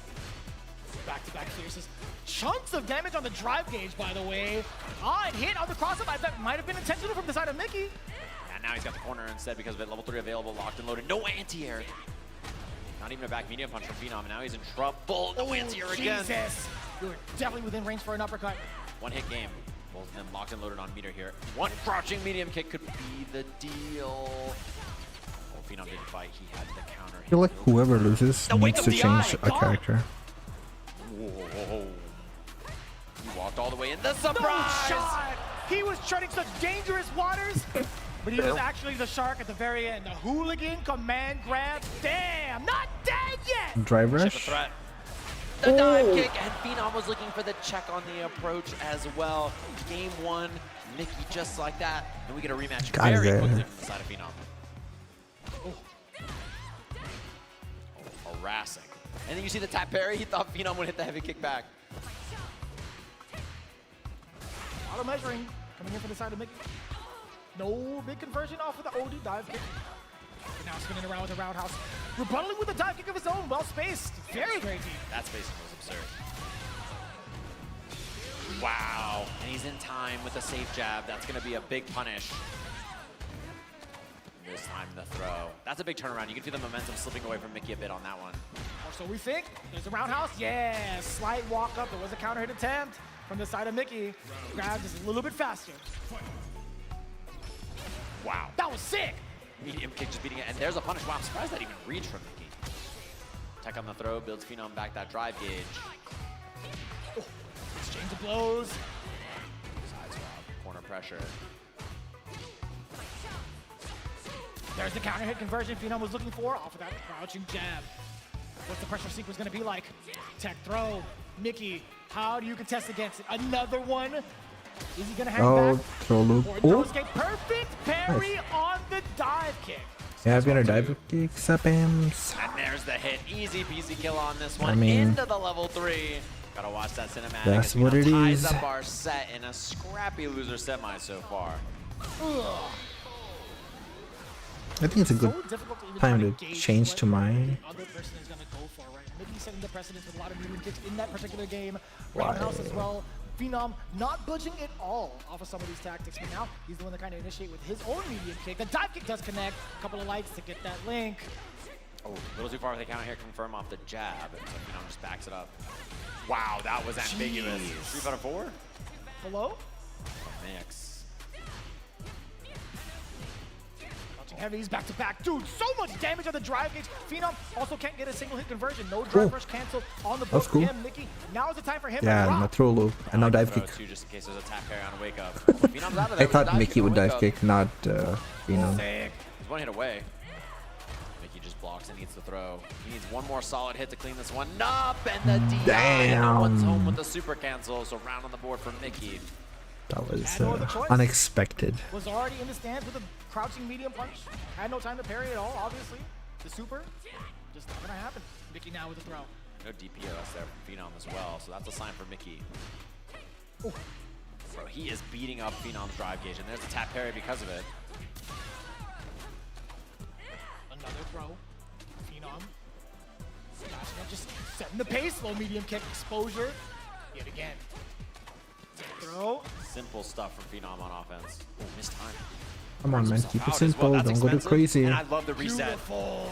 Uh-oh, Phenom in trouble. Out of range, though. Why? Why are you doing that? Why you do that? So now Mickey Come on, one brother can't do it again. Okay, he's doing that too much. Even though he's only done it twice. And the way Phenom played that in burnout. I feel like that's just in Phenom's head now. Like, yeah, he can do shit like that. Finds the hit. Back heavy kick for the confirm. Bad spot for Mickey now. A lot of tick throws. He saw Mickey do a parry on double jab earlier, so I think that's maybe in his mind. Blocks it correctly. Another throw. Jeez. Phenom playing it nice and cool. Had to go for the OD uppercut. And he backs it up. He's got time on the board, 76 seconds. Although, this is a chance for Mickey now. Whoever spends level 3 first is going to be forcing burnout. He's just attacking the drive gauge. That's totally fine. He has CA to back it too. He gets a single opener. Okay, smart. DI? DI? Has occurred. No! You can get a DI. Phenom with the back throw and rebuttal. Is he going to use the estate to back away? No, he's trying to press the issue. Dive kick coming in from Mickey. Phenom now backing away. He's also got level 3. What a jump. Another one. He's not answering. He recognized a third one. Why not take advantage? The veteran's mindset. He just sees the weakness and he attacks it 4 times in a row. He was too scared. He was just waiting for the crouching medium kick, I think. Command grab Daigo like how many times? 5 or 6 times in a row? He'll keep going to the well. That was crazy though. That was crazy that he went for 3 jump ins. Like by the 3rd, you gotta think, you know what? I think he's gonna react. That's right. I mean, when Phenom saw it, he's like, okay. But I guess also the other way around, where you're thinking, he's not gonna jump again. Now he'll go for the walk up crouching medium kick. I'm just gonna be backing away a little bit. Okay. Trying to hit a straight with that sweep. What a hit from a little shy though on the conversion. Mind game's going crazy right now. Oh, no way punish. Send the big signal with the roundhouse. Very deep dive kick, getting the light link. Trying to get a throw. Mickey finally getting the dive kick to pay off to avoid the throw. And guess what? He's rewarded with the round.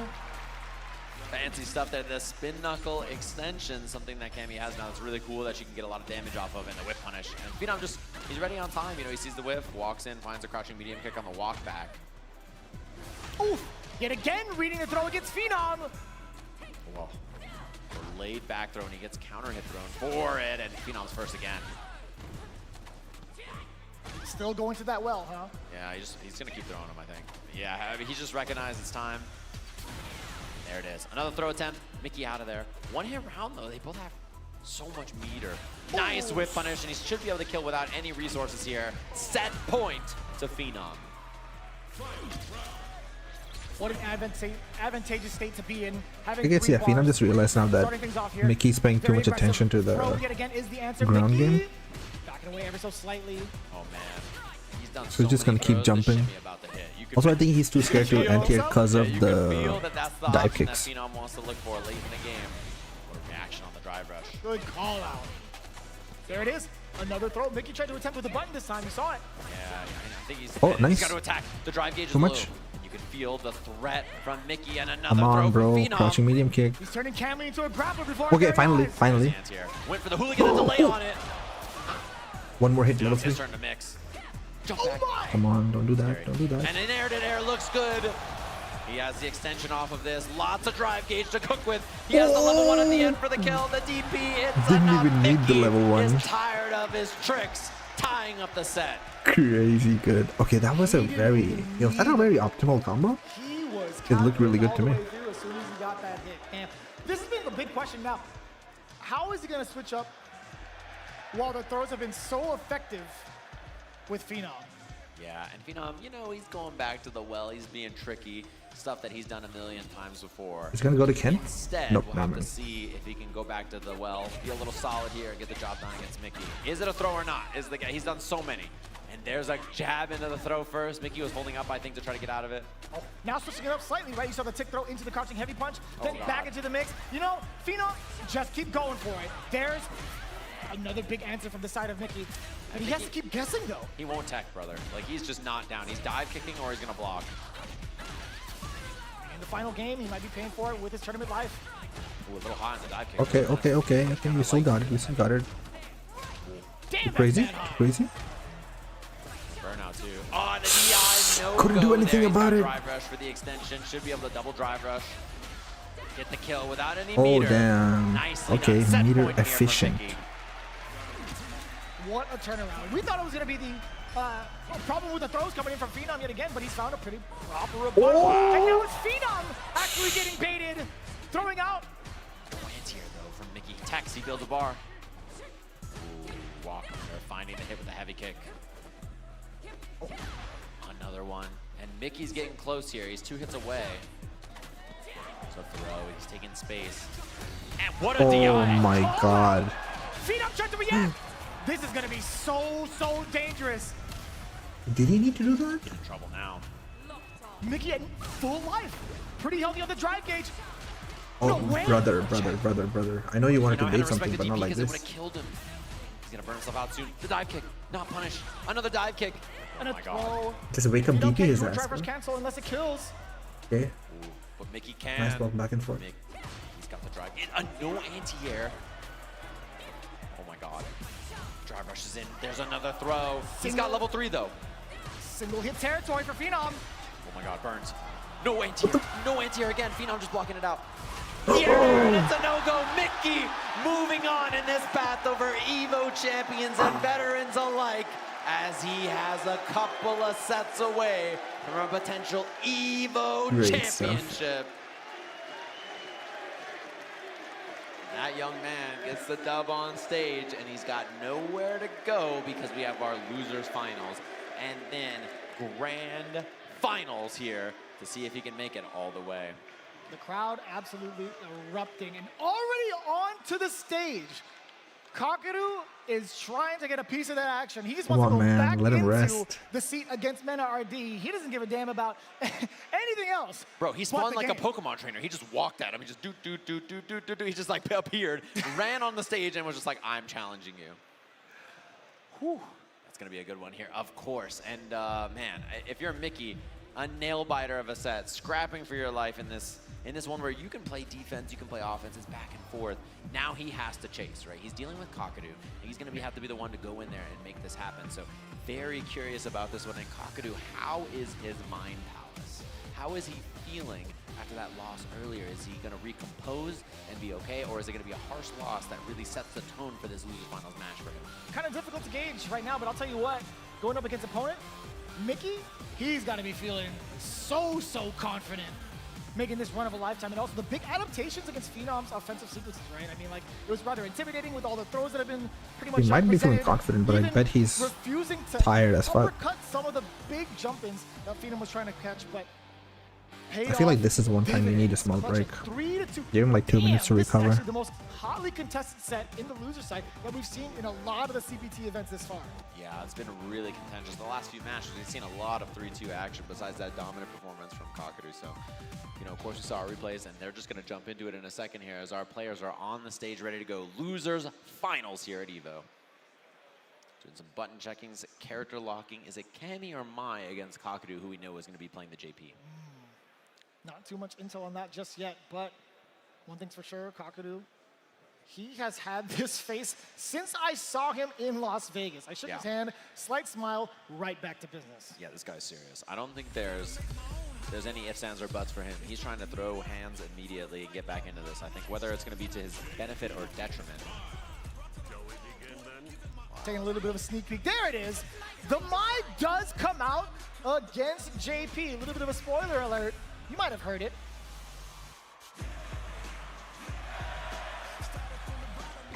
Oh, come on! These guys, man. It's their problem. Couple of bullies. Here it is. One thing about this matchup, of course, Mai with a very fast drive rush, a lot faster than Cammy, so she can get through the ghosts and the zoning a lot easier. Huge normals, what a whiff. Kakadu, I'm sure that wasn't intentional, as the amnesia whiff puts him in the corner early in this set. Finding a way past some of the offense that Mickey presented initially, sending her full screen. Yeah, the departure was still available to take that teleport out. Anticipating the fan, no anti-air there from Kakadu either. Oh, worried about the range, you can empty jump. My man just swiped away the fan? Just whoosh, got rid of it, didn't care. Ooh, another one, what's going on? What is happening? Yeah, that's back-to-back for Kakadu there. He's probably trying to crouch into ground normal and just getting it or something, but it's a big drop. Low drive gauge for Mickey. Very dangerous against JP here. Oh my god. Fierce? At that timing? In this economy? No, expensive. Level 2 available for Kakadu, which is always the win condition for JP. Oh, what a reaction! That was beautifully done. Close to burn out is Mickey still. Oh no. Does achieve it. Level 2. How's your defense? Oh, nice shit. Excellent choice! Yeah, the buffer though, he's gonna be chipped, and yeah, there's not a lot of escapes options for Mickey. It's gonna be meaty goes EX, I guess he tried to jump. Another one afterwards. No room to wiggle. Counter hit. Wow, the walk-up jab from Kakadu too. Another portal right at the end. Ooh. The back throw, set up the portal. No, it's gonna be a spike first. Double spike, really forcing Mickey to stand still for just a little bit. Low medium kick, tap it on the shins. A couple of times over. Yeah, it's a good option, those spikes, in case he drive rushes on wake up and try to get by your portal. What a whip punch. Okay, this is what Kakadu looks like. If you saw him in the meta set, you probably, thought this guy just gets beat up. But this is kind of the control I expect from him. Level 2 here, crouching jab to keep it a true string into the crouching medium kick. And this is just burnout pending any kind of hit. And it doesn't even need to be burnout if he can get the kill here. Stand heavy, EX goes spike, spin. There's so much to talk about on top of that control. His timing against any of his opponents have been so on point, right? There has definitely been a lot of talks in regards to like how or at least how a lot of the pros are like, yeah, I want to make sure that I study the person I'm up against just to see what they're... Cammy, go back to Cammy, yep. Right? To kind of formulate my game plan around that if I get these specific scenarios. Kakadu, you saw a couple of delays going into the crouching medium punch and also a very, very good poke to do that. So the control plus all of that is so intimidating. As he's back to the Cammy here. And the skip, come on, man. Yeah, we're not speedrunners. We do not like skips in this audience. So you see that early throw here. Amnesia right away. Does not like the tail end of that. It's a DP from Mickey. A lot of drive gauge off both of them early. He just has the air threat in this match. Oh, that's the difference. Okay. It's gonna be scared to anti-air now. But you have the access to... I think one more dive kick and then anti-airing is gonna be kind of scary. And the drive rush, an appropriate punish. Yeah, not having the fast drive rush from Mai could be a factor, but instead Mickey looks way more comfortable in this game. So. Damn! An explosive rebuttal here in game 2 with a perfect Yeah, start. Mickey's already top 3. Pretty damn good. Yeah, this is clearly the comfort pick, I think, for him. This is a very good performance. He's been good at that so far. And for someone, playing EVO for the first time. Nice block. Wow. Damn, even better hooligan axe kick. He used a lot of hooligan action. Oh, that was so deep. So the counter I know it sounds weird, but yep, that was a very deep crosscut. There's a throw. Oh, and the bait on the dive kick. Kakadu tried to get him upon recovery, but just a little bit far off the mark. Mickey 2 rounds straight. That was mad quick. Yeah, that was a lot tougher for Kakadu there. I think the air approach so threatening, and then also Mickey just walking in and finding these buttons on the ground as well. He's not been whip punished with the same success he had against Mai. Mai's such a popular character, I'm sure Kakadu was more prepped. Makes a lot more sense. Oh, driver forward. Mickey trying to probe just a little bit, right? You see some of these crouching medium punches. Look at how much space Mickey's got, by the way. That's a punish. He doesn't get the punish counter confirmed, but Mickey is cornering Kakadu without hitting him. He's just pushing him to the corner with his walk speed and his threat on the screen. Oh, wow. Tried to bait out a throw, perhaps, or maybe even a low-end button. Yeah, trying to catch him biting. Wow. Oh, no! Neutral jump from Kakadu was excellent there. I love the empty jump. Just that bait is so clean. And now portal above, you got to deal with that. New portal's out. Tries to make it in, and he's too prepared. Lots of drive gauge and meter to work with here. Pierce. Damn, that was right on the money. Yeah. Nice work. Didn't even need to spend any super on that, so big win for Kakadu as he has level 2 here, which is a threat to your drive gauge. Damn! Tons of damage too. Look at this. Corner push on this, forward heavy kick, spike, portal. Lots of options to deal with, and look at the jump back. Yeah, he just wants to maintain that control with Mickey. So, coming in with that dive kick now with a forward throw. Drive rush on in, back medium punch, followed by a plethora of different buttons. Kakadu has not found a way out just yet. Punish counter, he do get the throw. Drive rush on in there. Real menacing too, as Cammy is now in burnout. Mickey, how do you fight out of the corner? Oh, there's no shot. There's absolutely no shot. Kakadu, he was just waiting for you. Drive impact, level 3, that's all he wrote. Game 2. Kakadu, 2-1 lead in the set, just like that. Back to mine. So much control in mid-range too, and you know, Mickey kind of ran over him before, but the minute it slowed down again, Kakadu just too comfortable. I think at the pace of the match, if you can't wrestle it away from him, he's too tough to beat. Thought he'd be a little scared. Mickey, right? You've already tried so many different spaces to try to intimidate Kakadu. Now a lot more active with the buttons. You see it from the side of Kakadu. I like the drive rush too. Clearly Kakadu thinking about the air and whip punishes, so Mickey trying a new approach with the drive rush. Already cycling through so many options. Roundhouse coming back and forth now from the side of Mickey. That is an excellent punish against the Ghost. Perfect parry and then drive rush immediately. Good catch as well. Counter hit. EV ender. Crouching heavy punch. Cross cuts. Making Kakadu pay the toll. Nullifying the hooligan. Oh, we got the dive kick. And also Kakadu's winning. Throw bait. Let me see the rest of it. Level 1. Mickey played Mai first. Kakadu beat his ass. Mickey, excellent stuff. Mickey switched to Cammy, and that round, and that match he beat Kakadu's ass, but then Kakadu got it back, and now Mickey's trying with Cammy again. You make it scrambly, you make it weird.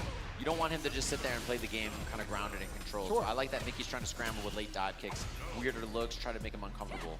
Ooh, and he was ready for that. How often do you see that roundhouse get whiff punished? Yeah, with a heavy too as well. Slow button. And now, oh, I love that. Try to put the brakes on the drive rush. Catch Mickey checking.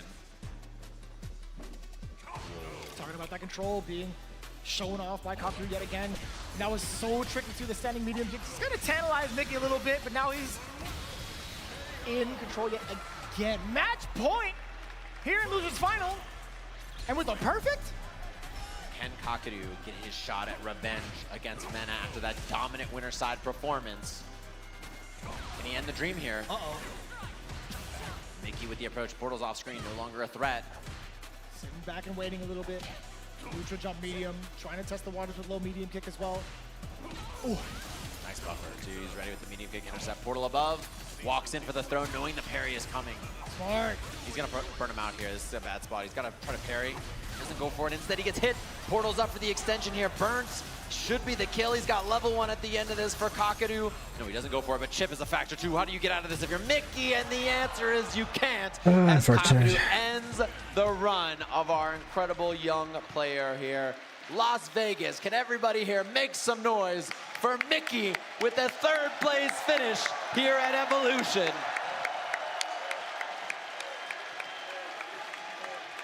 The dream's definitely not over yet for Mickey. I'll tell you what, there's so much potential to go in the rest of the CPT. Mickey with an explosive debut here at Evolution. The crowd on their feet for this young man, absolutely well deserved. And I've got great news for everybody at home. If you're a Mickey fan, you will be seeing him at Capcom Cup. He's also qualified with his third place finish. So even if it's a long flight home, he's got a pretty important event to look forward to early next year. As we get our rematch in our grand finals between these two. We're gonna get a look at the replays between them and see the control that Kakadu had here. Really just so difficult. No, that's not just good for him. That's good for whoever is in CPT Give a round of East. applause for Mickey coming off the stage, everybody. Because I feel like he was one of the top players there, so. Give it up for Mickey. Talking about it again. Even MenRD stopped them and dapped them up. We wanted to give him a couple Now words someone else has a chance to, come out of that region. Talking about the amount of control. There was so much more confidence, so much at play from Kakadu to kind of present that puzzle towards Mickey, right? Right. And that's the problem. That's the thing you're dealing with here, is that Kakadu, when he's in control, is so tough to deal with. He makes world-class players stumble and fall trying to make their way in, but it was the opposite that we saw earlier from Mena, where he was just in so much control. So excellent stuff from him, of course. These replays were presented by PlayStation Tournaments, thanks to them helping make this whole thing happen and give us a look at the matches. And now we have our grand finals, a repeat of the winners finals of our tournament, a repeat of the grand finals of EVO Japan, and we'll see if Kakadu can finally get his revenge. Man, take a deep breath and take a look at this bracket, right? Did any of you expect it to be the way that it's laid out before you? And that deep run from Mickey looking really impressive in this, and Mena just beating up everybody on the way here. Phenom beating Kakadu 3-0, and now being the man to beat. You know what I feel like EVO should do? Now that they're gonna have at least 5 EVOs, they need to make like a turn that into a qualifier or something, and then have their own EVO final, like EVO World Finals. Now an EVO win here, this would be a big one. I feel like that would be pretty cool. He's going to be on the loser side. He has to win the first to 3, at least in the very beginning, at least to get that reset going against Mena RD, but there's going to be so much adaptation involved here between that set he had in winners finals against Mena RD. However, Mena could bulldoze him, right? He's definitely It's probably one of the longest streams I've had. A lot of emotion and rides off of that. He's made some pretty impressive reads against Kakadu. Really easy to stream when you're coming in from the loser side. We'll see just watching. This is it, ladies and gentlemen. I present to you yet again the grand finals. No. Kakadu. I meant like there would be like a EVO World Finals as in after all of these EVOs. And finally, the intro gets to rock for our final set of the evening. This is in my mind, not this EVO, but like another EVO. I feel like this is what they've done. Kakadu from Japan, Mena by way of the Dominican Republic, and what a block early from him. Very big call out against Kakadu, which will get the throw. Closing the gap immediately from that Blanca ball. This is the corner pressure that we talked about in the previous time they interacted in the winners finals. Kakadu was not able to escape throw jail. Yeah, he was really in trouble. Because I feel like they made too many EVOs. Now it's like, yeah, this is a EVO, that's a EVO. And they have not officially said, okay, this is the main EVO. People assume, right, yeah, that's EVO. Threatening the hop, what a check.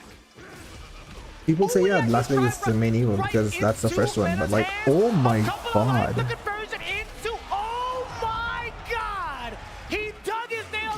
I think Menardi has the read on Kaku and he might just body him again. Just in case the forward heavy punch afterwards. Mena, there's so much offense here, and you can just feel the pressure is on Kakadu to make something happen. And it's not working so far as Mena, again, that forward medium kick usage this whole entire tournament to beat those late reactions. And boy, oh boy, is it amnesia time or not is the question here. Doesn't go for it just yet, and now he's gonna beat up his drive gauge, threaten him, and he backs off trying to bait something there. What? The perfect parry, Prince! And the wrong combo again! Oh my, he's right this time. Lots of bar on his side, he doesn't spend any. The Lightning Beast draining just little by little. He's trying to put up so many projectiles. Is Kakadu to reduce that timer. Drive rush on it in there. Oh no! Oh, and the parry. Side swap. Goes for the reset, and he catches him swinging just like that. Mena's on the board. Yeah, it seems like it. Back-to-back callouts. Kakadu falling for it. MenRD's gonna be feeling mad confident after that first game.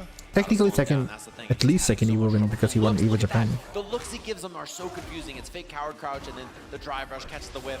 There's the anti-air from Kakadu. He finds a sliver of control in this match, but maybe. I'm not sure though. It's so expensive now too. Teleport on in there, try to catch a normal perhaps. What just happened? He was still within range of the throw. Did he move forward, extend his hurt box? Yep, exactly. He drive rushed into it. Now burnout's a threat.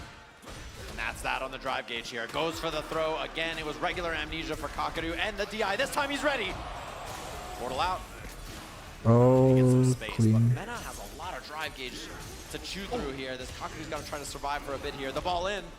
No parry. Out of burnout though. So intense too. MenRD is looking for any sort of projectile at this range, right? Oh, he contemplated it. He needs one whip punish, so he can play passive, and that's what he's doing. So Kakadu takes initiative. Mena has so much drive gauge too. That's the thing. It's very, very hard to make this happen without that drive gauge going down. Trying to activate into level 2 there. So imperative that MenRD does get that level 2, but instead it's the back no punish counter at that. He's gonna burn him out, and now chip.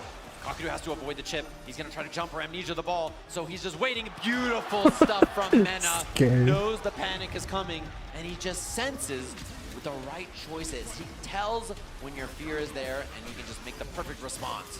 Breaking down all the defensive options against Kakadu, going for the immediate level 3 right off the bat, leaving at least, what, 45 to 50%, but I'll tell you what, the drive gauge right now, so healthy for Kakadu, drive rushing on in there. The sharp angle, getting denied from that jump in.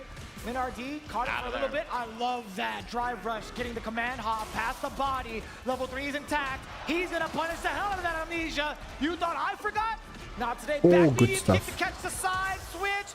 Lightning Beast engaged. How do you stop this man while you're in burnout? Answer is, you probably can. And there it is, the drive impact. Here comes the fella. He gets a combo after this as well. He's got more on the table. The up ball. EX for the kill.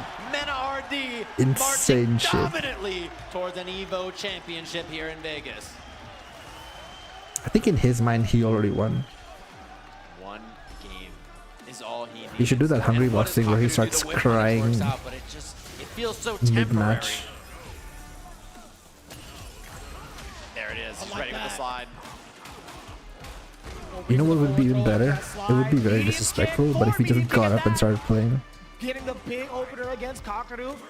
Bring him back to the corner. Drive rush on in there. Apply even more pressure. The lightning, the throws. Kakadu. I can go back soon. Thank you, Mena, for finishing the game quick.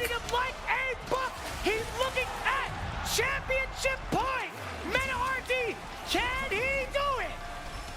EVO Japan and EVO Vegas back-to-back championship potentially here for Mena. He was gonna go back to his wife and be like, I told you I shouldn't have picked GP. Just looking lost I in the told you I lights. should switch. And he just can't make a right choice here on defense. It feels like Mena just always knows. There's an amnesia that works, but nothing out of it just yet. Okay, the forward heavy kick looks good. Not too bad, with a bit of damage. Jump back medium kick. No way!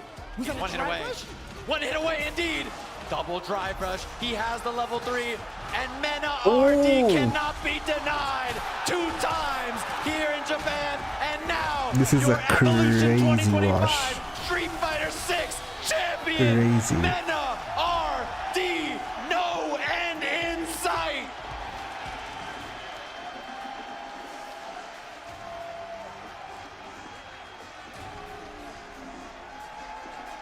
And that, I think, cements in many people's mind who the answer for the greatest Street Fighter player of all time is. Many people would argue it's the man on the stage, Mena RD. The eruption, the emotion, He's doing the the electricity, all Bagat laugh almost. well deserved towards Mena RD. And I gotta say, one of the most dominant EVO performances I have ever seen. 3-0 yet again. Back-to-back. Winners finals. Grand finals. Damn. Against one of the most challenging contenders. He doesn't look sad. He doesn't look mad. He's just like, And look at Kakadu. Think damn. about Kakadu's matches. No one can touch him. everybody else that Kakadu plays, it's like it looks like they can't play the game, and he fights Mena, and this guy's just different. There's levels to this. There's a difference, right, in how people are, and that just shows you how it is. You see the emotion getting to Mena on the stage. He's had a lot of big wins in his life, but I'm sure this is one he's been thinking about for a long time. As he gets his EVO Vegas trophy, cementing another on a very decorated trophy case for this guy up on the stage. Still sunk in that chair, of course, is our second place finisher, Kakadu. What an incredible performance from that Just guy. stole his soul. Can't even get above his chair. 6 months ago, and a loss like this is really just so heartbreaking for a player as good as him. It really doesn't feel fair that he loses. That's just how good he is, right? It doesn't feel fair for someone that talented to not be the champion here for an event like this. There's really a lot to take in when you talk about this specific event, right? When it comes to all the tours that are involved with a multitude of different games, being at the World Championship for EVO is just so much different. Like we talked about this with a plethora of different pro players. They're like, yeah, sure, Capcom Cup is cool. SK World Championships are really cool. But Mena won the last one. I don't know who won before that. For a lot of these players, even for a lot of the spectators, even the commentary, were like, dude, this is easily the most prestigious tournament in my opinion. Yeah. Open bracket, a giant minefield going through it. You never know what happens in the top 8. His shadow boxing thing worked out. Huh? Easily cements him. You saw that post about him shadow boxing before the tournament, like before top 8. In almost any game, right? Like it's such a dominant performance from him. And wild to think that, you know, this is his first EVO Vegas victory, despite how good he's been at this game. Oh damn, first EVO Vegas victory. He's up and down and stuff like that. The big stages, he shows up, right? These EVO stages, he's always there as that competitor. And like watching that, it's hard to deny. Playing a character that's not that common even with All Blanca as well. Just like showing up and having that kind of performance, it doesn't make much sense. It's just like this guy is otherworldly and an incredible competitor. Just he's so full of fire and still, you know, despite having so many championships for so many years. His first one was 8 years ago, back in 2017, where he won that Capcom Cup, and now here he is, still winning on this stage and still in the prime of his career. Yeah, so much to really learn from a guy like I didn't know YouTube had bots like that. I didn't know YouTube had the what do you call it? I didn't know YouTube had Twitch like bots. This right here is your champion, and you got to relish that moment exactly with him in every single stage that he is a part of. He is blessing our community just by the work ethic he's been putting into each and every one of these games. And honestly, we wouldn't have it any other way. Yeah, what a performance by him. It's hard to describe how dominant that is for an event like this, right? Especially because so many other players look so talented throughout all this, and they have such a chance. There's so much back and forth. And then it just shows up and has a performance like that, a wild one. So you got to be thinking, you know, going into the rest of the year, I'm curious to see how he does when he travels and all that kind of stuff. I'm curious how it shapes up around Capcom Cup when that's coming up. So incredible performance, of course, from him. Hopefully everybody here enjoyed all the matches so far. We're going to head it up damn, to the he stage. lost. He won the last two. All of our competitors Good are our Evolution champion. Please, everybody, as loud as you possibly can, for your Street Fighter 6 EVO 2025 Top 8 roster. Make some noise for all of these players standing on this stage right now. This does not come easy to stand up here. Ladies and gentlemen, we just saw one of the most amazing performances to date in the world of Street Fighter. One more time for your EVO Top 8!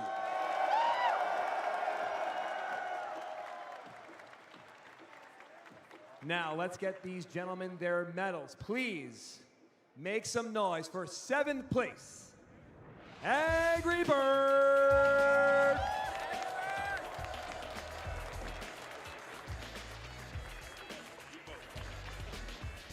And also, stealing money from them. Nah, they gave me their permission, bro.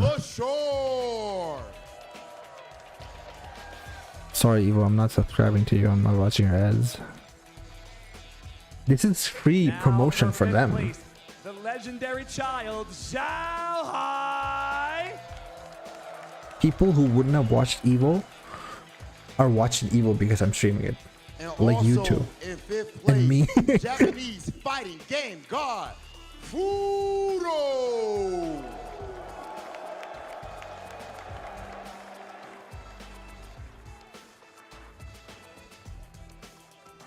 And now in 4th place, the Moose is loose, Phenom!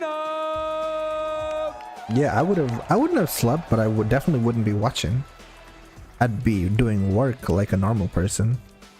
who is supposed to be at work. Place, blow the roof off of this place. Ladies and gentlemen, the young guard, Mikey! So now...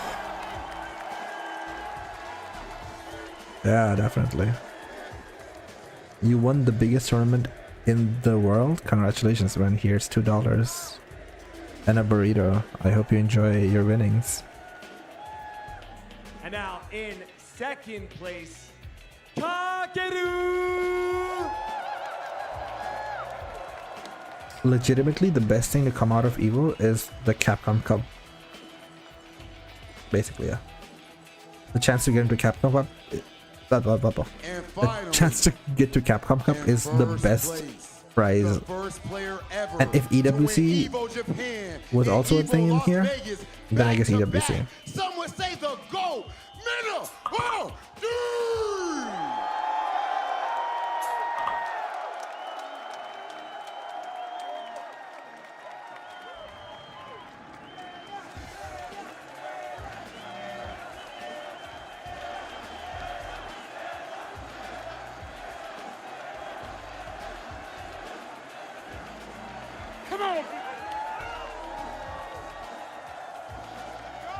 And also, don't forget, for first, second, and third place, we have the wonderful Nacon sticks going out to all three. Please, gentlemen, when you get those sticks, raise them up high.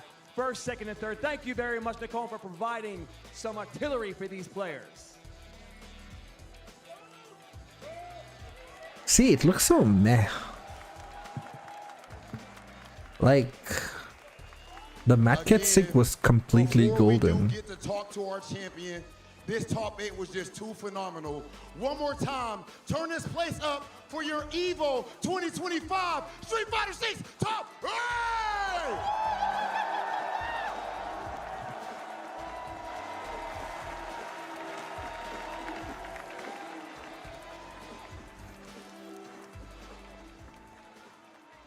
No, it's just a regular stick.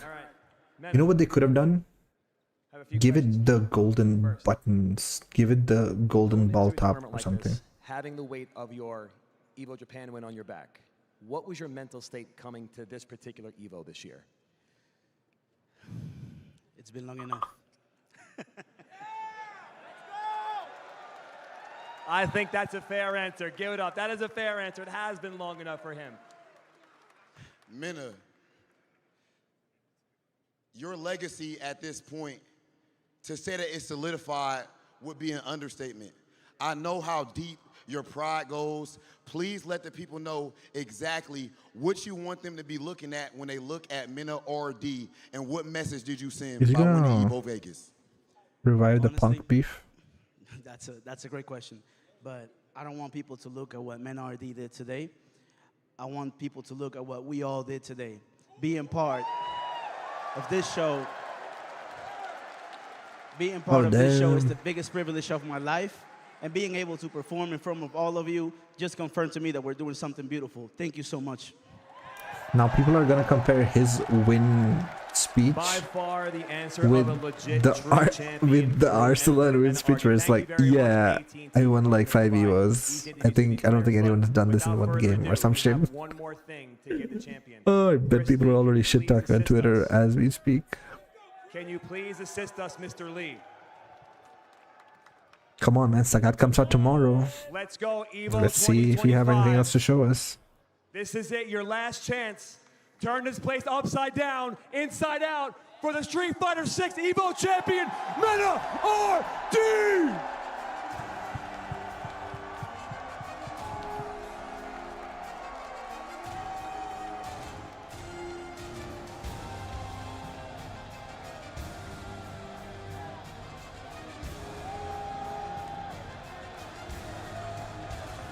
I only know about people sitting on Arslan because of that one comment he made about the religion thing, where he was like, I won't do a money match because gambling is not allowed in my religion. And then I think it's just them hating on him. Ladies and gentlemen, one more time. It's people shit-talking him for the past 5 years. I don't know how many years. Ever since he won EVO Japan, people just keep shit-talking him and stuff. And then when he claps back, they're like, "Oh, why don't you be humble? Why aren't you more humble? You're a top player. You should be humble." Like, bitch, you've been talking shit all this time. Truly And then you just expect them to keep taking it? For what reason? That man keeps winning EVO. Shut up and just shut your mouth. Basically, just shut your mouth. Just because you love Knee doesn't mean you get to talk shit about Arslan. I genuinely feel like this right here. The religion thing was bullshit. What was also bullshit was the money match thing. Like, yeah, Justin put up 20k. Like, bro. Every day going into fighting games. I know South Asians are cheap. I know we're cheap like that, but like, brother, you're like EVO champion. We're all part of one big family, and it is you gotta believe in yourself enough to be like, I'll put that money up.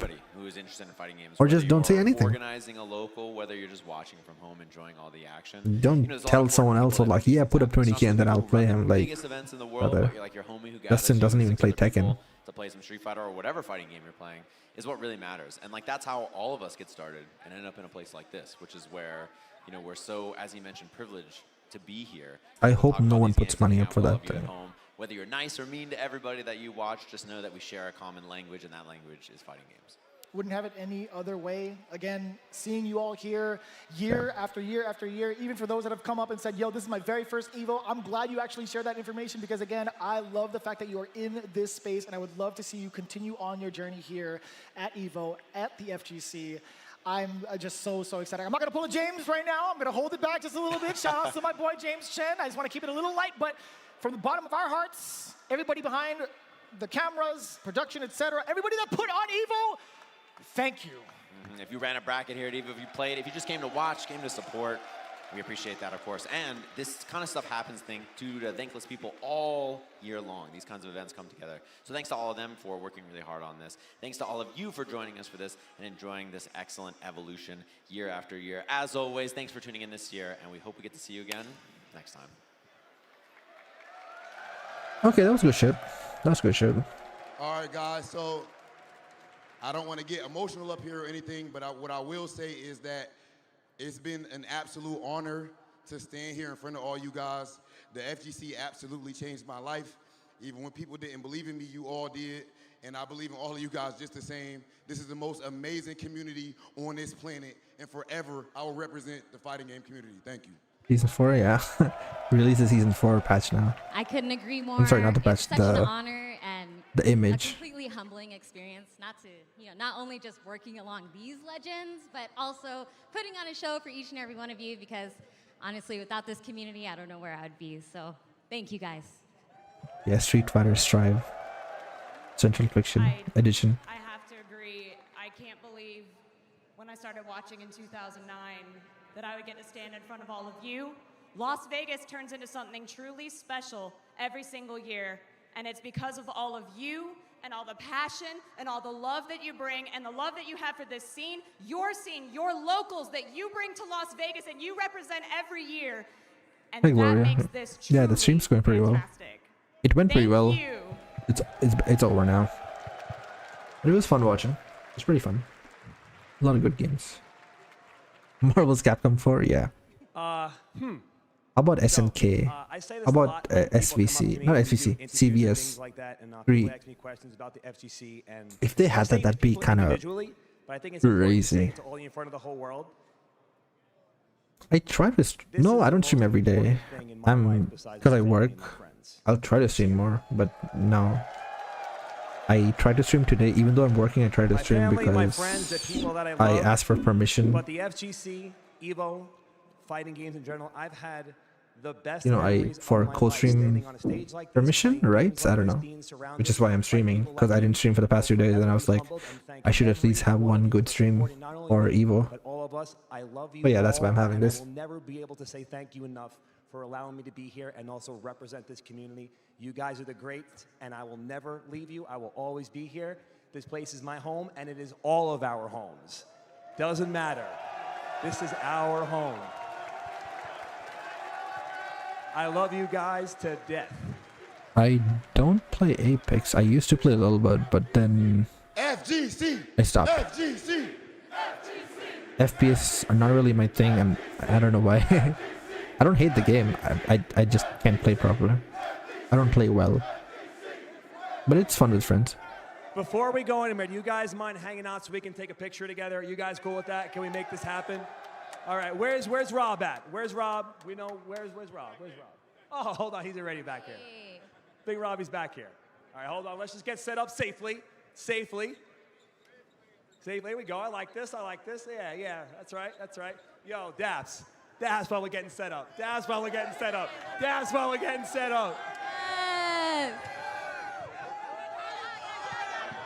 That's why we're getting set up. All right, crowd done. Yo, this is almost like a show. Can you guys let me crowd surf on you? Wait. Joe, we're missing someone. What happened? We need Rick. We need Rick. We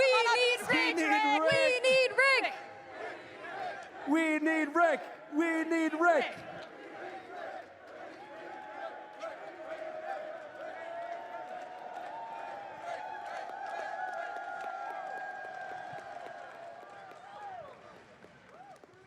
What Pickle pose we Rick, doing? yeah. That's pretty cool, Gloria. But I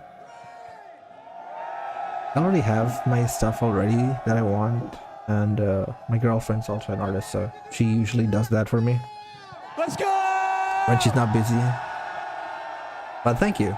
I like that a lot of people in art, nowadays going to that kind of stuff. Before we sign off, I need you guys to make noise one more time. I love you, Chris Lee. How many people have been to EVO before? How many people in this room, is this their first EVO? How many people am I seeing next year? Yeah, next year when the entrance fee is like $1,000, I will always that'll be remember. amazing. Remember, we love you forever. It's because of you that we stand on this stage. We will see you next year. Thank you very much, and good night.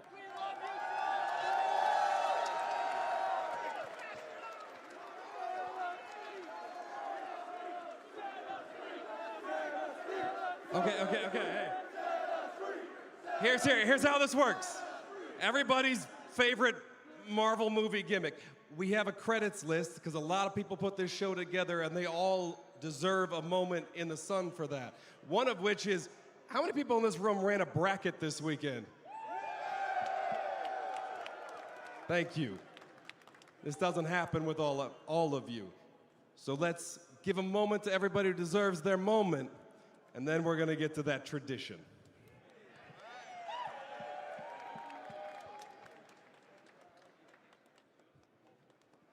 Maybe.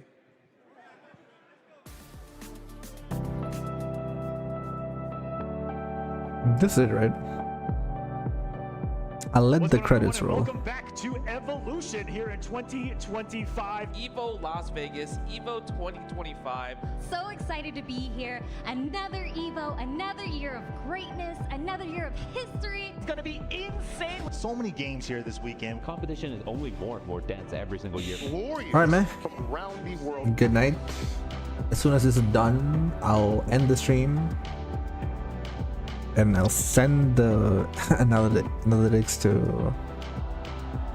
EVO, I guess, because they wanted that. They're like, when you stream, let us know how well it does, or how not well that does. I can't wait. Oh my goodness. Almost snatched defeat from the jaws of victory. Already a barn burner. It's already bracket busted. No! It is a marvelous Saturday night here at EVO Las Vegas, and what a special weekend it's been. My man put the chef apron on him. He's cooking. And the disrespect! Sonic Punks wins! Under night 2, top 8. I think we got it. Don't drop it! And Defiant wins Evolution 2025. Marvel vs. Capcom 2. Oh! No! That is it. All Cyclops Scott Summers. Just like that, Chaos World Champion. champion. Guys, can we make some noise for Grand Blue Fantasy versus Prateek Top 8? What is this? Is this grand finals? What do you mean? We have Raging Chain and one more behind it. Koji Coco is your EVO 2025 champion. Oh, the brink is gone. And there's the tap. I think that's going to be his bestest ring. And I think we've got a new EVO champion. Casey, what you do? That's right, baby. That's what he's doing. Once again, we're doing an EVO top 8, guys. Oh, my goodness. That's not supposed to work that This way. guy is crazy, bro. But he's about to get pulled out, but he's falling to close out EVO 2025. Goichi is your champion. EVO 2025, if you're ready for some Tekken 8, make some noise! Here we go. Only one can be crowned champion. Sultan, what a down jab, and Arslan Ash takes another evolution. Welcome, everybody. Of course, we are here for the final game of the weekend. It is the Street Fighter 6 Top 8. That's what I'm talking about!